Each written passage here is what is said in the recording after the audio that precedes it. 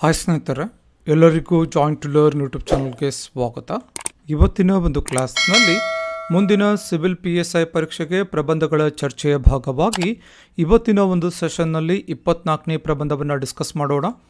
Already ಈ ಒಂದು ಸಿರೀಸ್ನ 23 ಪ್ರಬಂಧಗಳನ್ನು ಅಪ್ಲೋಡ್ ಮಾಡಿರ್ತೇವೆ. ಯಾರಾದರೂ ಫ್ರೆಶ್ ವ್ಯೂವರ್ಸ್ ಇದ್ದು ಇನ್ನೂ ಹಳೆಯ ಪ್ರಬಂಧಗಳನ್ನು ನೋಡಿರಲಿಲ್ಲ ಅಂತಂದರೆ ಕೆಳಗಡೆ ಡಿಸ್ಕ್ರಿಪ್ಷನಲ್ಲಿ ಲಿಂಕನ್ನು ಕೊಟ್ಟಿರ್ತೇವೆ, ವಿಸಿಟ್ ಮಾಡಿ ವಾಚ್ ಮಾಡ್ಬೋದು ಅಂತ ಹೇಳ್ತಾ ಇವತ್ತಿನ ಒಂದು ಕ್ಲಾಸನ್ನು ಸ್ಟಾರ್ಟ್ ಮಾಡೋಣ. ಇವತ್ತಿನ ಒಂದು ಪ್ರಬಂಧದ ಟಾಪಿಕ್ ಏನು ಅಂತಂದರೆ ರಷ್ಯಾ ಮತ್ತು ಉಕ್ರೇನ್ ಯುದ್ಧ ಹಾಗೂ ಜಾಗತಿಕ ಪರಿಣಾಮಗಳು ಅನ್ನೋದು ಇವತ್ತಿನ ಒಂದು ಪ್ರಬಂಧದ ಟಾಪಿಕ್ ಆಗಿರುತ್ತೆ.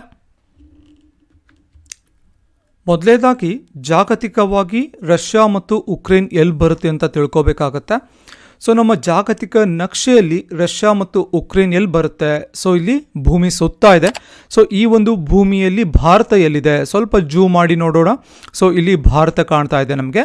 ಸೊ ಈ ಭಾರತ ಇಲ್ಲಿದೆ, ಹಾಗೆ ಇಲ್ಲಿ ಪಾಕಿಸ್ತಾನ್ ಇದೆ. ಭಾರತದಿಂದ ಮೇಲೆ ಹೋದಂತೆ, ಸೊ ಭಾರತದಿಂದ ಸ್ವಲ್ಪ ಮೇಲೆ ಹೋದಂತೆ ಟಿಲ್ಟ್ ಮಾಡಿದಾಗ, ಭೂಮಿಯನ್ನು ಅಥವಾ ಗ್ಲೋಬನ್ನು ಟಿಲ್ಟ್ ಮಾಡಿದಾಗ ನಮಗೆ ಇಲ್ಲಿ ರಷ್ಯಾ ಕಾಣುತ್ತೆ. ಸೊ ರಷ್ಯಾದಿಂದ ನಾವು ಎಡಕ್ಕೆ ಟ್ರಾವೆಲ್ ಮಾಡಿದಾಗ ಇಲ್ಲಿ ಅಬೌವ್ ಬ್ಲ್ಯಾಕ್ ಸಿ, ಕಪ್ಪು ಸಮುದ್ರದ ಮೇಲ್ಗಡೆ ನಮಗೆ ಉಕ್ರೇನ್ ಬರುತ್ತೆ. ಸೊ ಇಲ್ಲಿ ಉಕ್ರೇನ್ ಬರುತ್ತೆ. ಈ ಒಂದು ಬಾರ್ಡರಲ್ಲಿ ಪ್ರೆಸೆಂಟ್ ವಾರ್ ನಡೀತಾ ಇದೆ. ರಷ್ಯಾ ಮತ್ತು ಉಕ್ರೇನ್ನ ಒಂದು ಬಾರ್ಡರಲ್ಲಿ ವಾರ್ ನಡೀತಾ ಇದೆ. ಸೊ ಉಕ್ರೇನ್ನ ಸರೌಂಡಿಂಗ್ ನೇಷನ್ಸ್ಗಳು ಯಾವ್ದ್ಯಾವ್ದಿದೆ? ರೊಮಾನಿಯಾ, ಸ್ಲೋವಾಕಿಯಾ, ಪೋಲ್ಯಾಂಡ್, ಬೆಲಾರಸ್, ಹಾಗೆ ಮಲ್ಡೋವಾ, ಇವೆಲ್ಲವೂ ಕೂಡ ಉಕ್ರೇನ್ನ ಒಂದು ಸರೌಂಡಿಂಗ್ ನೇಷನ್ಸ್ ಆಗುತ್ತೆ. ಸೊ ಪ್ರೆಸೆಂಟ್ ಈ ಒಂದು ಭಾಗದಲ್ಲಿ ಯುದ್ಧ ನಡೆಯುವಾಗ ಉಕ್ರೇನ್ ಮತ್ತು ರಷ್ಯಾದ ಭಾಗದಲ್ಲಿ ಯುದ್ಧ ನಡೀತಾ ಇದೆ. ಇಲ್ಲಿಂದ ಏನು ಮಾಡ್ತಾ ಇದ್ದಾರೆ, ಎಷ್ಟೊಂದು ಭಾರತೀಯ ವಿದ್ಯಾರ್ಥಿಗಳು ಈ ಕಡೆ ಪೋಲ್ಯಾಂಡ್ ಗಡಿಯತ್ತ, ಹಾಗೆ ಸ್ಲೋವಾಕಿಯಾ, ರೊಮಾನಿಯಾ, ಬೇರೆ ಬೇರೆ ಸರೌಂಡಿಂಗ್ ನೇಷನ್ಸ್ಗಳ ಗಡಿಗಳತ್ತ ವಲಸೆ ಹೋಗ್ತಾ ಇದ್ದಾರೆ, ಇನ್ಕ್ಲೂಡಿಂಗ್ ಸಿಟಿಜನ್ಸ್, ಉಕ್ರೇನ್ನ ಸಿಟಿಜನ್ಸ್ನ ಸಹ. ಸೊ ಯಾಕೆ ವಲಸೆ ಹೋಗ್ತಾ ಇದ್ದಾರೆ ಇಲ್ಲಿಂದ ಅಂತಂದರೆ ಬಿಕಾಸ್ ಆಫ್ ವಾರ್. ಮತ್ತು ಇಲ್ಲಿಂದ ಏನು ಮಾಡ್ತಾ ಇದೆ ಭಾರತ ಸರ್ಕಾರ? ಏರ್ ಲಿಫ್ಟ್ ಮಾಡ್ತಾ ಇದೆ. ಎಲ್ಲಿ? ಈ ಒಂದು ಬಾರ್ಡರಲ್ಲಿ, ಪೋಲ್ಯಾಂಡ್ ಬಾರ್ಡರಲ್ಲಿ ಕೂಡ ಏರ್ ಲಿಫ್ಟ್ ಮಾಡ್ತಾ ಇದೆ. ಅಂದರೆ ಆಪರೇಷನ್ ಗಂಗಾ ಅನ್ನುವಂತಹ ಒಂದು ಯೋಜನೆ ಅಥವಾ ಒಂದು ಮಿಷನ್ನ ಅಂಡರ್ ಅಲ್ಲಿ ಏರ್ ಲಿಫ್ಟ್ ಮಾಡ್ತಾ ಇದೆ ಭಾರತೀಯ ವಿದ್ಯಾರ್ಥಿಗಳನ್ನ. ಇದು ಎಕ್ಸಾಕ್ಟ್ ರಷ್ಯಾ ಮತ್ತು ಉಕ್ರೇನ್ನ ಒಂದು ಜಾಗತಿಕ ನಕ್ಷೆಯಲ್ಲಿ ಬರುವಂತಹ ಲೊಕೇಶನ್ ಆಗುತ್ತೆ. ಸೊ ನೆಕ್ಸ್ಟ್ ನೋಡೋಣ. ಸೊ ಪೀಠಿಕೆಯನ್ನು ಕೂಡ ನೋಡ್ಕೋಬೇಕಾಗತ್ತೆ. ಸೊ ಯಾವುದೇ ಪ್ರಬಂಧವನ್ನು ಬರೆಯುವಾಗ ಪೀಠಿಕೆ ಇಂಪಾರ್ಟೆಂಟ್ ಆಗುತ್ತೆ. ಸೊ ಪೀಠಿಕೆಯನ್ನು ನೋಡಿ. ಜಗತ್ತಿನ ಶ್ರೇಷ್ಠ ಚಿಂತಕರು ಹೇಳುವಂತೆ ಯುದ್ಧದಿಂದ ಶಾಂತಿಯನ್ನು, ಸಮೃದ್ಧಿಯನ್ನು ಕಂಡುಕೊಳ್ಳುವ ಬದಲು ಜಗತ್ತಿನ ಹಲವು ಮುಗ್ಧ ಮನಸ್ಸುಗಳ ಸಾವನ್ನ ನೋಡುವ ದೌರ್ಭಾಗ್ಯವೇ ಹೆಚ್ಚು. ಏನಿದ್ರ ಅರ್ಥ ಅಂದರೆ, ಸೊ ಯಾವುದೇ ಒಂದು ಯುದ್ಧ ಆದರೂ ಕೂಡ ಆ ಒಂದು ಯುದ್ಧದಿಂದ ಯಾರಿಗೂ ಕೂಡ ಶಾಂತಿ ಆಗಲಿ ಸಮೃದ್ಧಿ ಆಗಲಿ ಸಿಗೋದಿಲ್ಲ. ಅದರ ಬದಲು ಹಲವಾರು ಸಾವು ನೋವುಗಳು, ಮುಗ್ಧ ಮನಸ್ಸುಗಳ ಸಾವನ್ನು ನೋಡುವಂತಹ ದೌರ್ಭಾಗ್ಯವೇ ಹೆಚ್ಚು ಅನ್ನುವಂಥದ್ದು ಹಲವಾರು ಜಗತ್ತಿನ ಚಿಂತಕರ ಅಭಿಪ್ರಾಯ. ಇಂತಹ ಒಂದು ಸನ್ನಿವೇಶ ಇವತ್ತು ಉಕ್ರೇನ್ ಮತ್ತು ರಷ್ಯಾದ ನಡುವೆ ನಿರ್ಮಾಣವಾಗಿದೆ ಅಂತ ಹೇಳಿದ್ರೆ ತಪ್ಪಾಗಲ್ಲ. ಯಾಕಂತಂದ್ರೆ ಇವತ್ತು ಹಲವಾರು ಸಾವು ನೋವುಗಳಾಗ್ತಾ ಇದೆ, ಇನ್ಕ್ಲೂಡಿಂಗ್ ಇಂಡಿಯನ್ಸ್, ಭಾರತೀಯರನ್ನ ಕೂಡ. ಸೊ ಒಂದು ವಿದ್ಯಾರ್ಥಿ ಕೂಡ ಸಾವನ್ನ ಅಪ್ಪಿರ್ತಾರೆ ಈ ಒಂದು ಯುದ್ಧದಲ್ಲಿ. ಉಕ್ರೇನ್ ಮೇಲೆ ದಂಡೆತ್ತಿ ಹೋಗಿರುವಂತಹ ವ್ಲಾಡಿಮಿರ್ ಪುಟಿನ್ ನೇತೃತ್ವದ ರಷ್ಯಾದ ನಡೆಯನ್ನ ಯಾವುದೇ ರೀತಿಯಲ್ಲಿಯೂ ಸಮರ್ಥಿಸಿಕೊಳ್ಳಲು ಸಾಧ್ಯವಿಲ್ಲ. ಸೊ ಇವಾಗ ಫಸ್ಟ್ ಯುದ್ಧ ಡಿಕ್ಲೇರ್ ಮಾಡಿದ್ಯಾರು, ವಾರ್ ಅನ್ನ ಡಿಕ್ಲೇರ್ ಮಾಡಿದ್ಯಾರು? ರಷ್ಯಾದ ಅಧ್ಯಕ್ಷರಾದಂತಹ ವ್ಲಾಡಿಮಿರ್ ಪುಟಿನ್ ರವರು. ಸೊ ಇವ್ರು ಏನ್ ಮಾಡಿದ್ದಾರೆ, ರಷ್ಯಾದ ನಡೆಯನ್ನ, ಈ ಒಂದು ರಷ್ಯಾ ಏನ್ ಮಾಡಿದೆ, ಉಕ್ರೇನ್ ಮೇಲೆ ಏನು ಯುದ್ಧ ಸಾರಿದೆ ಅವರ ನಡೆಯನ್ನ ಸಮರ್ಥಿಸಿಕೊಳ್ಳೋಕೆ ಸಾಧ್ಯವಿಲ್ಲ ಅಂತ ಹೇಳಿ ಜಗತ್ತಿನ ಹಲವಾರು ಚಿಂತಕರ ಅಭಿಪ್ರಾಯವಿದೆ. ಪದೇ ಪದೇ ಬಂದು ಮಾನವ ಕುಲವನ್ನ ಕಾಡಿಸಿರುವ ಕೋವಿಡ್ ಸಾಂಕ್ರಾಮಿಕದ ಅಲೆಗಳ ಪರಿಣಾಮದಿಂದ ಜಗತ್ತು ಚೇತರಿಸಿಕೊಳ್ಳಲು ಇನ್ನೂ ಬಹಳ ಕಾಲ ಬೇಕಾಗಿದೆ. ಸೊ ಇದೊಂದು ಬಯೋಲಾಜಿಕಲ್ ವಾರ್ ಅಂತಾನೆ ಹೇಳ್ಬೋದಿತ್ತು. 2019 ಇಂದ 2020 ಅಟ್ ಪ್ರೆಸೆಂಟ್ ಇಲ್ಲಿವರೆಗೂ ಕೂಡ ಒಂದು ಕೋವಿಡ್ ಇಂದ ಜಗತ್ತೇ ಕೂಡ ತಲ್ಲಣಗೊಂಡಿದೆ. ಸೊ ಜಗತ್ತಿನ ಹಲವಾರು ದೇಶಗಳು ಕೂಡ ಕೋವಿಡ್ಗೆ ಒಳಪಟ್ಟಿದ್ವು. ಅಂತ ಎಲ್ಲ ಒಂದು ಸಿಚುವೇಶನ್ ಅನ್ನ ದಾಟಿ ಇವಾಗ ವಾಪಸ್ ಮತ್ತೆ ಒಂದು ಅಭಿವೃದ್ಧಿಯತ್ತ ಜಗತ್ತು ಸಾಗ್ತಾ ಇರುವಂತಹ ಸಮಯದಲ್ಲಿ ಈ ಒಂದು ವಾರ್ನ ಏನ್ ಡಿಕ್ಲೇರ್ ಮಾಡಿದ್ದಾರೆ, ಇದು ಕೂಡ ಮತ್ತೊಂದು ಪೆಟ್ಟನ್ನ ಉಕ್ರೇನ್ ಮೇಲೆ ಕೊಡೋಕೆ ಸಾಧ್ಯ ಇದೆ. ಇಂತಹ ವಿಷಮ ಸಂದರ್ಭದಲ್ಲಿ ಪುಟಿನ್ ಉಕ್ರೇನ್ ಮೇಲೆ ಯುದ್ಧವನ್ನ ಸಾರಿದ್ದಾರೆ. ಎಂಥ ಒಂದು ವಿಷಮ ಸ್ಥಿತಿಯಲ್ಲಿ, ಕೋವಿಡ್ನ ಸಾಂಕ್ರಾಮಿಕ ಅಲೆಗಳ ಒಂದು ಪೆಟ್ಟನ್ನ ಸುಧಾರಿಸಿಕೊಳ್ಳುವಂತಹ ಸಮಯದಲ್ಲಿ ಮತ್ತೆ ಪುಟಿನ್ ಏನ್ ಮಾಡಿದ್ದಾರೆ, ಉಕ್ರೇನ್ ಮೇಲೆ ಯುದ್ಧ ಸಾರಿದ್ದಾರೆ. ಉಕ್ರೇನ್ ಮತ್ತು ರಷ್ಯಾದ ನಡುವೆ ಬಿಕ್ಕಟ್ಟು ಉಲ್ಬಣಗೊಂಡಿದೆ. ಅಂತಾರಾಷ್ಟ್ರೀಯ ಮಟ್ಟದಲ್ಲಿ ವ್ಯಕ್ತವಾದ ಖಂಡನೆ ಮತ್ತು ನಿರ್ಬಂಧಗಳನ್ನು ನಿರ್ಲಕ್ಷಿಸಿ ರಷ್ಯಾದ ಸೇನೆ ಉಕ್ರೇನ್ ಮೇಲೆ ದಾಳಿ ಮಾಡಿದೆ. ಸೊ ಇವಾಗ ರಷ್ಯಾ ಉಕ್ರೇನ್ ಮೇಲೆ ದಾಳಿ ಮಾಡಿರೋದನ್ನ ಹಲವಾರು ದೇಶ ವಿದೇಶಗಳು ಅದನ್ನ ಏನ್ ಮಾಡಿದೆ, ಖಂಡಿಸಿದ್ದಾರೆ. ಇನ್ಕ್ಲೂಡಿಂಗ್ ಅಮೆರಿಕ ಆಗಿರ್ಬೋದು, ಜರ್ಮನಿ, ಜಪಾನ್, ಬೇರೆ ಬೇರೆ ದೇಶಗಳು ಇದಕ್ಕೆ ಖಂಡನೆಯನ್ನ ವ್ಯಕ್ತಪಡಿಸಿವೆ. ಆದರೆ ಇದ್ಯಾವುದನ್ನ ಕೂಡ ಲೆಕ್ಕಿಸದೆ ರಷ್ಯಾ ಏನ್ ಮಾಡಿದೆ, ವಾರ್ ಅನ್ನ ಡಿಕ್ಲೇರ್ ಮಾಡಿದೆ. ಈ ವಿಚಾರದಲ್ಲಿ ಯಾರಾದರೂ ಮಧ್ಯ ಪ್ರವೇಶಿಸಿದರೆ ಹಿಂದೆಂದೂ ಕಂಡರಿಯದಂತಹ ಪರಿಣಾಮವನ್ನು ಎದುರಿಸಬೇಕಾಗುತ್ತದೆ ಎಂದು ರಷ್ಯಾದ ಅಧ್ಯಕ್ಷ ವ್ಲಾಡಿಮಿರ್ ಪುಟಿನ್ ಎಚ್ಚರಿಕೆಯನ್ನು ಕೊಡ್ತಾರೆ. ಸೊ ಒಂದು ಸ್ಟೇಟ್ಮೆಂಟ್ ಅನ್ನು ರಿಲೀಸ್ ಮಾಡ್ತಾರೆ. ಸೊ ನಮ್ಮ ನಡುವೆ, ರಷ್ಯಾ ನಡುವೆ ಮತ್ತು ಉಕ್ರೇನ್ ನಡುವೆ ಯಾರಾದರೂ ಮಧ್ಯ ಪ್ರವೇಶಿಸಿದರೆ ಸೊ ಹಿಂದೆಂದೂ ಕಂಡರಿಯದಂತಹ ಒಂದು ಪರಿಣಾಮವನ್ನು ನೀವು ಎದುರಿಸಬೇಕಾಗತ್ತೆ ಅಂತ ಹೇಳಿ ಒಂದು ಭಯವನ್ನು ನಿರ್ಮಾಣ ಮಾಡ್ತಾರೆ ಅಥವಾ ಬೆದರಿಕೆಯನ್ನು ಕೊಡ್ತಾರೆ. ಯಾರು? ರಷ್ಯಾದ ಅಧ್ಯಕ್ಷರು. ದೇಶವನ್ನು ರಕ್ಷಿಸಲು ಬಯಸುವ ಎಲ್ಲರಿಗೂ ನಾವು ಶಸ್ತ್ರಾಸ್ತ್ರಗಳನ್ನು ನೀಡುತ್ತೇವೆ ಎಂದು ಉಕ್ರೇನ್ ಅಧ್ಯಕ್ಷ ವೊಲೋಡಿಮಿರ್ ಜೆಲೆನ್ಸ್ಕಿ ಹೇಳಿಕೊಂಡಿದ್ದಾರೆ. ಸೊ ನೆನ್ಪಿಟ್ಕೊಳ್ಳಿ. ಸೊ ಈ ಒಂದು ಪಾಯಿಂಟ್ ಅನ್ನ, ಯಾಕಂತಂದ್ರೆ ಸೊ ರಷ್ಯಾಗೆ ಕಂಪೇರ್ ಮಾಡಿದ್ರೆ ಉಕ್ರೇನ್ನ ಸೇನಾ ಸಾಮರ್ಥ್ಯ ಕಡಿಮೆ ಇದೆ, ಆದ್ರೂ ಕೂಡ ನಾವು ಭಯ ಪಡೋದಿಲ್ಲ. ನಾವು ಈ ಒಂದು ದಾಳಿಯನ್ನ ಸಮರ್ಥವಾಗಿ ಎದುರಿಸ್ತೀವಿ, ದೇಶವನ್ನ ರಕ್ಷಣೆ ಮಾಡ್ತೀವಿ, ನಮ್ಮ ದೇಶವನ್ನ, ನಮ್ಮ ಸಾರ್ವಭೌಮತ್ವವನ್ನ ರಕ್ಷಣೆ ಮಾಡ್ತೀವಿ ಅಂತ ಹೇಳಿ ಸೊ ಉಕ್ರೇನ್ನ ಅಧ್ಯಕ್ಷರಾದಂತಹ ವೊಲೋಡಿಮಿರ್ ಜೆಲೆನ್ಸ್ಕಿ ಅವರು ಹೇಳಿಕೆಯನ್ನು ಕೊಡ್ತಾರೆ. ಸೊ ಯಾರೇ ಬರಲಿ, ಸೊ ಸಾಮಾನ್ಯ ಜನರಿಗೂ ಕೂಡ ನಾವು ಶಸ್ತ್ರಾಸ್ತ್ರಗಳನ್ನ ಕೊಡ್ತೀವಿ, ಬಂದೂಕನ್ನ ಕೊಡ್ತೀವಿ, ಕೊಟ್ಟು ದೇಶವನ್ನ ರಕ್ಷಣೆ ಮಾಡ್ರಿ ಅಂತ ಹೇಳಿ ಹೇಳ್ತೀವಿ. ನಾವು ಜೀವಕ್ಕೆ ಹೆದರ್ಕೋದಿಲ್ಲ, ನಮ್ಮ ಭಯ ಪಡೋದಿಲ್ಲ ಅಂತ ಹೇಳಿ ಹೇಳಿಕೆಯನ್ನು ಕೊಡ್ತಾರೆ. ಪ್ರಮುಖ ಪಟ್ಟಣಗಳಾದ ಕೀವ್ ಅನ್ನೋದು ಉಕ್ರೇನ್ನ ರಾಜಧಾನಿ, ಖಾರ್ಕಿವ್ ಮತ್ತು ಒಡೆಸಾಗಳಲ್ಲಿ ಭಾರಿ ಸದ್ದು ಕೇಳಿ ಬಂದಿದೆ. ಒಂದು ಶೆಲ್ ದಾಳಿ ಆಗಿದೆ, ಅದೇ ರೀತಿ ಒಂದು ಬಾಂಬ್ ದಾಳಿ ಆಗಿದೆ, ಗುಂಡಿನ ಒಂದು ದಾಳಿ ಆಗಿರುತ್ತೆ. ಸೊ ಈ ಒಂದು ನಗರಗಳಲ್ಲಿ ಭಾರಿ ಒಂದು ಸದ್ದನ್ನ ಕೇಳಿ ಬಂದಿರುತ್ತೆ. ಉಕ್ರೇನ್ ಮೇಲೆ ಆಕ್ರಮಣವಾದರೆ ಭಾರಿ ಸಾವು ನೋವು ಸಂಭವಿಸಬಹುದು ಮತ್ತು ಪ್ರಜಾಸತ್ತಾತ್ಮಕವಾಗಿ ಆಯ್ಕೆಯಾದ ಉಕ್ರೇನ್ ಸರ್ಕಾರ ಪತನವಾಗಬಹುದು ಅಂತ ಹೇಳಿ ಜಾಗತಿಕ ನಾಯಕರು ಯಾರ್ಯಾರಿದ್ದಾರೆ, ಬ್ರಿಟನ್ ಆಗಿರ್ಬೋದು, ಅಮೆರಿಕ, ಜಪಾನ್, ಜರ್ಮನಿ, ಬೇರೆ ಬೇರೆ ದೇಶಗಳ ಜಾಗತಿಕ ನಾಯಕರು ಈ ಒಂದು ಹೇಳಿಕೆನ ಕೊಡ್ತಾ ಇದ್ದಾರೆ. ಆದರೆ ಪುಟಿನ್ ಇದ್ಯಾವುದನ್ನ ಲೆಕ್ಕಿಸದೆ 10ಕ್ಕೂ ಹೆಚ್ಚು ನಗರಗಳ ಮೇಲೆ ಕ್ಷಿಪಣಿ ದಾಳಿಯನ್ನ ನಡೆಸಿದ್ದಾರೆ. ಸೊ ಯಾರು ಏನೇ ಹೇಳಿದ್ರು, ಜಾಗತಿಕ ನಾಯಕರು ಏನೇ ಹೇಳಲಿ ನಾನು ಕೇಳೋದಿಲ್ಲ, ನಾನು ದಾಳಿಯನ್ನ ಮಾಡೇ ಮಾಡ್ತೀವಿ ಅಂತ ಹೇಳಿ ಅವರು ದಾಳಿಯನ್ನ ಮುಂದೆ ಒರೆಸಿದ್ದಾರೆ. ಕೀವ್ನ ವಿಮಾನ ನಿಲ್ದಾಣದ ಮೇಲೂ ಕೂಡ ಕ್ಷಿಪಣಿ ದಾಳಿಯನ್ನ ಮಾಡಲಾಗಿದೆ. ಉಕ್ರೇನ್ ಸೇನೆಯನ್ನ ಸಂಪೂರ್ಣ ನಾಶ ಮಾಡುವುದು ಪುಟಿನ್ ಹೇಳಿದ್ದಾರೆ. ಅವರ ಮುಖ್ಯ ಉದ್ದೇಶ ಏನು? ಮುಖ್ಯವಾಗಿ ಉಕ್ರೇನ್ನ ಸೇನೆಯನ್ನ ಸಂಪೂರ್ಣವಾಗಿ ನಾಶ ಮಾಡ್ತೀವಿ ಅಂತ ಹೇಳಿ ಪುಟಿನ್ ಹೇಳಿಕೆಯನ್ನು ಕೊಡ್ತಾರೆ. ಉಕ್ರೇನ್ನ ಅಧ್ಯಕ್ಷ ವೊಲೋಡಿಮಿರ್ ಜೆಲೆನ್ಸ್ಕಿ ಅವರು ಉಕ್ರೇನ್ನಲ್ಲಿ ತುರ್ತು ಪರಿಸ್ಥಿತಿಯನ್ನು ಘೋಷಣೆ ಮಾಡಿದ್ದಾರೆ. ಸೊ ಯಾವುದೇ ರೀತಿಯಾದಂತಹ ಬಾಹ್ಯ ಆಕ್ರಮಣ ಅಥವಾ ಆಂತರಿಕ ಗಲಭೆ ಆದಾಗ ಯಾವ ರೀತಿ ನಾವು ಭಾರತದಲ್ಲಿ ತುರ್ತು ಪರಿಸ್ಥಿತಿಯನ್ನು ಘೋಷಣೆ ಮಾಡ್ತೀವಿ, ಒಂದು ಎಮರ್ಜೆನ್ಸಿಯನ್ನು ಡಿಕ್ಲೇರ್ ಮಾಡ್ತೀವಿ, ಅಂತಹ ಎಮರ್ಜೆನ್ಸಿಯನ್ನು ಉಕ್ರೇನ್ನ ಅಧ್ಯಕ್ಷರಾದಂತಹ ವೊಲೋಡಿಮಿರ್ ಜೆಲೆನ್ಸ್ಕಿ ಅವರು ಒಂದು ಘೋಷಣೆ ಮಾಡುತ್ತಾರೆ. ಉಕ್ರೇನ್ನ ಸೇನಾ ಮೂಲ ಸೌಕರ್ಯಗಳನ್ನು ಗುರಿಯಾಗಿಸಿಕೊಂಡು ಈ ಪಾಯಿಂಟ್ ಅನ್ನು ಅಬ್ಸರ್ವ್ ಮಾಡಿ ರಷ್ಯಾ ದಾಳಿ ನಡೆಸ್ತಾ ಇದೆ ಅಂತ ಹೇಳಿ ಅವರು ಹೇಳ್ತಾರೆ. ಸೊ ಉಕ್ರೇನ್ನ ಸೇನಾ ಮೂಲ ಸೌಕರ್ಯಗಳು ಏನೇನಿರಬಹುದು, ಒಂದು ಟ್ಯಾಂಕರ್ ಇರಬಹುದು, ಬಾಂಬರ್ ಇರಬಹುದು, ಬೇರೆ ಬೇರೆ ಏನೇನು ಒಂದು ಸೇನಾ ಸಾಮರ್ಥ್ಯಗಳಿರುತ್ತೆ, ಸೇನಾ ಉಪಕರಣಗಳೇನಿರುತ್ತೆ, ಸೇನಾ ಶಸ್ತ್ರಾಸ್ತ್ರಗಳೇನಿರುತ್ತೆ, ಅವುಗಳನ್ನು ಗುರಿಯಾಗಿಸಿಕೊಂಡು ರಷ್ಯಾ ಏನ್ ಮಾಡ್ತಾ ಇದೆ, ದಾಳಿ ಮಾಡ್ತಾ ಇದೆ ಅಂತ ಹೇಳಿ ಅವರು ಹೇಳಿಕೆಯನ್ನು ಕೊಡ್ತಾರೆ. ರಷ್ಯಾಕ್ಕೆ ಪಾಠ ಕಲಿಸುವುದಕ್ಕಾಗಿ ಹೊಸ ನಿರ್ಬಂಧಗಳನ್ನು ಹೇರಲಾಗುವುದು ಎಂದು ಅಮೆರಿಕ ಅಧ್ಯಕ್ಷ ಜೋ ಬೈಡನ್ ಎಚ್ಚರಿಸಿದ್ದಾರೆ.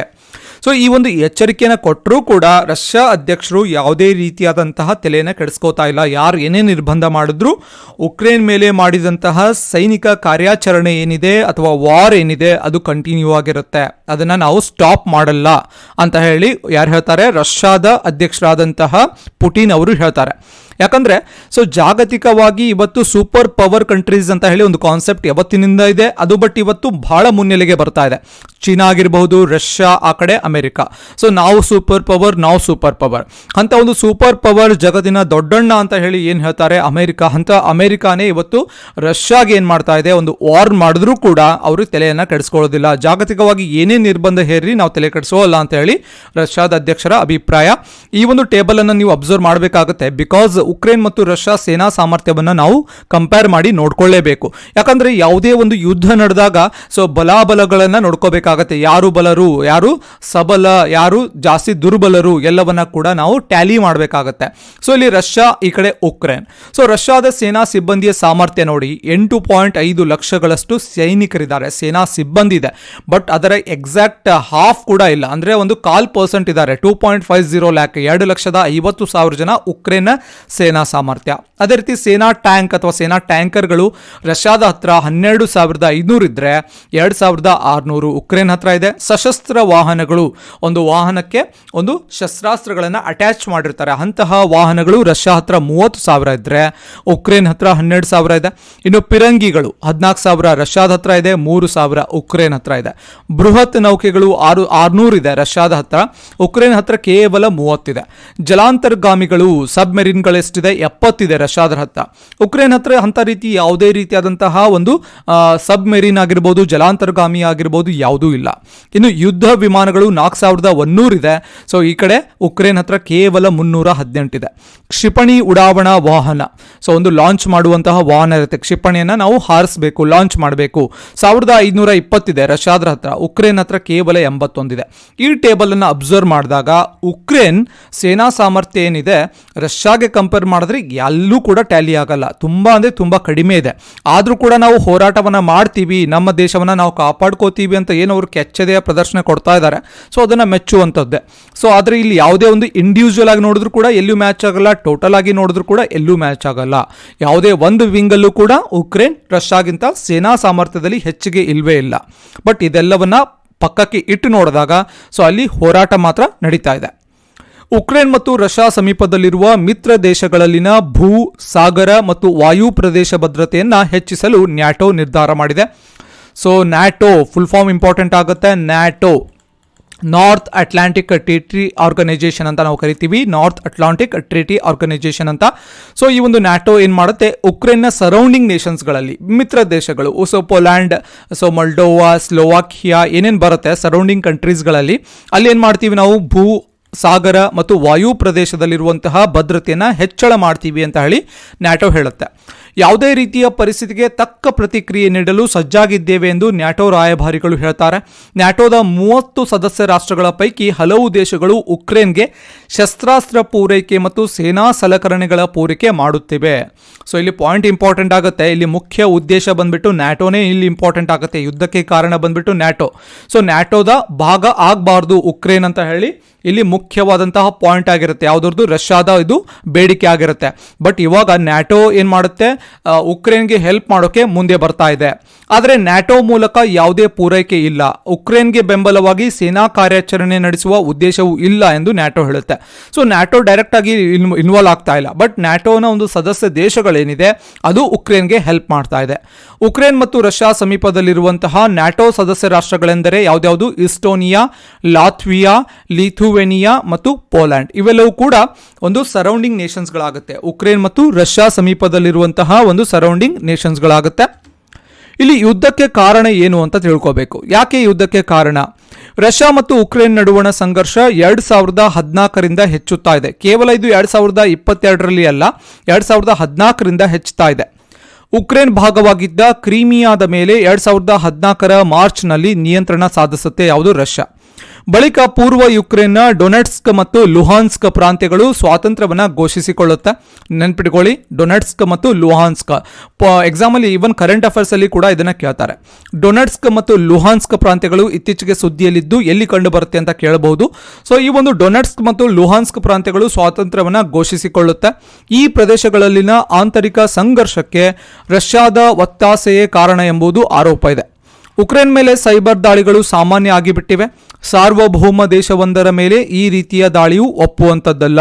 ಸೊ ಸಾರ್ವಭೌಮ ದೇಶದ ಮೇಲೆ ಈ ರೀತಿಯಾದಂತಹ ದಾಳಿಯನ್ನು ಒಪ್ಪುವಂಥದ್ದಲ್ಲ. 2021ರ ಅಕ್ಟೋಬರ್ನಿಂದಲೇ ಗಡಿಯಲ್ಲಿ ಸೇನೆ ಜಮಾಯಿಸುವಂತಹ ಕೆಲಸವನ್ನು ರಷ್ಯಾ ಮಾಡಿದೆ 2021ನಿಂದ. ಯುದ್ಧದ ಅಪಾಯ ದಟ್ಟವಾಗುತ್ತಿದ್ದಂತೆ ಜರ್ಮನಿ, ಫ್ರಾನ್ಸ್ ಸೇರಿ ವಿವಿಧ ದೇಶಗಳು ಯುದ್ಧ ತಪ್ಪಿಸುವಂತಹ ಪ್ರಯತ್ನವನ್ನು ನಡೆಸಿವೆ. ಸೊ ಯಾವಾಗ ರಷ್ಯಾ ಯುದ್ಧ ಮಾಡುತ್ತೆ ಉಕ್ರೇನ್ ಮೇಲೆ ಅಂತ ಗೊತ್ತಾದ ತಕ್ಷಣ ಜರ್ಮನಿ, ಫ್ರಾನ್ಸ್ ಬೇರೆ ಬೇರೆ ಜಾಗತಿಕ ನಾಯಕರು ಏನು ಮಾಡ್ತಾರೆ, ಯುದ್ಧವನ್ನು ತಪ್ಪಿಸುವಂಥ ಕೆಲಸವನ್ನು ಅಥವಾ ಪ್ರಯತ್ನವನ್ನು ಮಾಡಿದ್ದಾರೆ. ನಿರ್ಬಂಧಗಳ ಬೆದರಿಕೆಯನ್ನ ಹಾಕಲಾಗಿದೆ. ಆದರೆ ಪುಟಿನ್ ಇದ್ಯಾವುದನ್ನು ಲೆಕ್ಕಿಸದೆ ಯುದ್ಧವನ್ನು ಸಾರಿದ್ದಾರೆ. ಸೊ ನಾನು ಆಲ್ರೆಡಿ ಪ್ರೀವಿಯಸ್ ಪಾಯಿಂಟಲ್ಲಿ ಹೇಳಿದ್ದೆ ನಾನು. ಸೊ ಎಷ್ಟೇ ನಿರ್ಬಂಧ ಹಾಕಿದ್ರೂ ಕೂಡ ನಾವು ಯುದ್ಧವನ್ನು ಮಾಡೇ ಮಾಡ್ತೀವಿ ಅಂತ ಹೇಳಿ ರಷ್ಯಾದ ಅಧ್ಯಕ್ಷರು ಆಲ್ರೆಡಿ ನಿರ್ಧಾರವನ್ನು ಮಾಡಿಬಿಟ್ಟಿದ್ದಾರೆ. ಉಕ್ರೇನ್ನಲ್ಲಿರುವ ರಷ್ಯರನ್ನ ರಕ್ಷಿಸಬೇಕು ಎಂಬುದು ಅವರು ಮುಂದಿಟ್ಟಿರುವಂತಹ ಒಂದು ಕಾರಣ. ಸೊ ಆಕ್ಚುಲಿ ಇದು ರೀಸನ್ ಅಲ್ಲ. ಸೊ ಇಲ್ಲಿ ಮೇನ್ ಬಂದ್ಬಿಟ್ಟು ನ್ಯಾಟೋನೇ ಇಂಪಾರ್ಟೆಂಟ್ ರೀಸನ್ ಆಗುತ್ತೆ. ಯುದ್ಧಕ್ಕೆ ಕಾರಣ ನ್ಯಾಟೋ ಆಗುತ್ತೆ. ಮತ್ತೆ ಸೋವಿಯತ್ ಯೂನಿಯನ್ನ ಭಾಗವಾಗಿದ್ದಂತಹ ತನ್ನ ಒಂದು ಉಕ್ರೇನ್ ಅನ್ನ ಮತ್ತೆ ಪಡ್ಕೋಬೇಕು ಅನ್ನೋದು ಕೂಡ ಅದರ ಒಂದು ರೀಸನ್ ಆಗುತ್ತೆ. ಉಕ್ರೇನ್ ಅನ್ನ ನ್ಯಾಟೋಕ್ಕೆ ಸೇರಿಸಿಕೊಳ್ಳಬಾರದು. ಉಕ್ರೇನ್ ಮತ್ತು ರಷ್ಯಾದ ಸಮೀಪದಲ್ಲಿರುವ ಇಸ್ಟೋನಿಯಾ, ಲಿಥುವೇನಿಯಾ, ಲಾತ್ವಿಯಾ, ಪೋಲೆಂಡ್ನಿಂದ ನ್ಯಾಟೋ ಪಡೆಗಳನ್ನು ಕಡಿತಗೊಳಿಸಬೇಕು ಎಂಬ ಬೇಡಿಕೆಯನ್ನ ರಷ್ಯಾ 2021 ಡಿಸೆಂಬರ್ನಲ್ಲಿ ಮುಂದಿಡುತ್ತೆ. ಈ ಪಾಯಿಂಟ್ ಅನ್ನು ಅಬ್ಸರ್ವ್ ಮಾಡಿ. ಸೊ ಯಾಕೆ ಇಲ್ಲಿ ಮುಖ್ಯ ಕಾರಣ ಬರ್ತಾ ಇದೆ? ಸೊ ಮುಖ್ಯ ಕಾರಣ ಬಂದ್ಬಿಟ್ಟು ನ್ಯಾಟೋಗೆ ಸೇರಬಾರದು ಯಾವುದು ಉಕ್ರೇನ್. ಅದರ ಜೊತೆಗೆ ಉಕ್ರೇನ್ ಮತ್ತು ರಷ್ಯಾದ ಸಮೀಪದಲ್ಲಿರುವಂತಹ ಇಸ್ಟೋನಿಯಾ, ಲಿಥುವೇನಿಯಾ, ಲಾತ್ವಿಯಾ, ಪೋಲೆಂಡ್ನಿಂದ ನ್ಯಾಟೋ ಪಡೆಗಳನ್ನು ಕಡಿತಗೊಳಿಸಬೇಕು, ಹಿಂದೆ ಪಡ್ಕೋಬೇಕು ಎಂಬ ಬೇಡಿಕೆಯನ್ನ 2021 ಡಿಸೆಂಬರ್ನಲ್ಲೇ ರಷ್ಯಾ ಮುಂದಿಡುತ್ತೆ. ಬಟ್ ಈ ಬೇಡಿಕೆಗಳನ್ನು ಯಾರು ಕೂಡ ಪುರಸ್ಕಾರ ಮಾಡೋದಿಲ್ಲ. ಈ ಬೇಡಿಕೆಗಳನ್ನು ನ್ಯಾಟೋ ಮತ್ತು ಅಮೆರಿಕ ತಿರಸ್ಕಾರವನ್ನು ಮಾಡುತ್ತೆ. ಉಕ್ರೇನ್ ನ್ಯಾಟೋ ಸೇರುವುದನ್ನು ತಡೆಯುವುದೇ ಪುಟಿನ್ನ ಉದ್ದೇಶ. ಸೊ ಇಷ್ಟು ಮೇನ್ ಈ ಒಂದು ಕ್ರೈಸಿಸ್ ಅಥವಾ ಸಂಘರ್ಷ ಅಥವಾ ಯುದ್ಧ ಅಥವಾ ವಾರ್. ಸೊ ಇದಕ್ಕೆ ಕಾರಣ ಬಂದ್ಬಿಟ್ಟು ನ್ಯಾಟೋನೇ ಇಂಪಾರ್ಟೆಂಟ್ ರೋಲ್ ಆಗುತ್ತೆ. ನ್ಯಾಟೋಗೆ ಉಕ್ರೇನ್ ಸೇರ್ಪಡೆಯನ್ನ ತಡೆಯಬೇಕು ಎಂಬ ತಮ್ಮ ಬೇಡಿಕೆಯನ್ನ ಅಮೆರಿಕ ಮತ್ತು ಅದರ ಮಿತ್ರ ದೇಶಗಳು ನಿರ್ಬಂಧಿಸಿವೆ ಎಂದು ಪುಟಿನ್ ಆರೋಪವನ್ನ ಮಾಡ್ತಾ ಇದ್ದಾರೆ.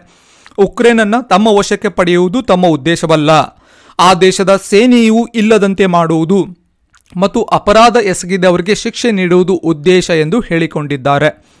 ಸೊ ಇಲ್ಲಿ ಉಕ್ರೇನನ್ನು ವಶಪಡಿಸ್ಕೋಬೇಕು ಅನ್ನೋದೇನು ಉದ್ದೇಶ ಇಲ್ಲ. ಬಟ್ ಆ ದೇಶದ ಸೇನೆಯನ್ನು ನಾವು ನಾಶ ಮಾಡ್ತೀವಿ, ಸೇನಾ ಮೂಲಸೌಕರ್ಯವನ್ನು ನಿರ್ನಾಮ ಮಾಡ್ತೀವಿ, ಅದು ನಮ್ಮ ಉದ್ದೇಶ ಅಂತ ಹೇಳಿ ರಷ್ಯಾ ಹೇಳುತ್ತೆ.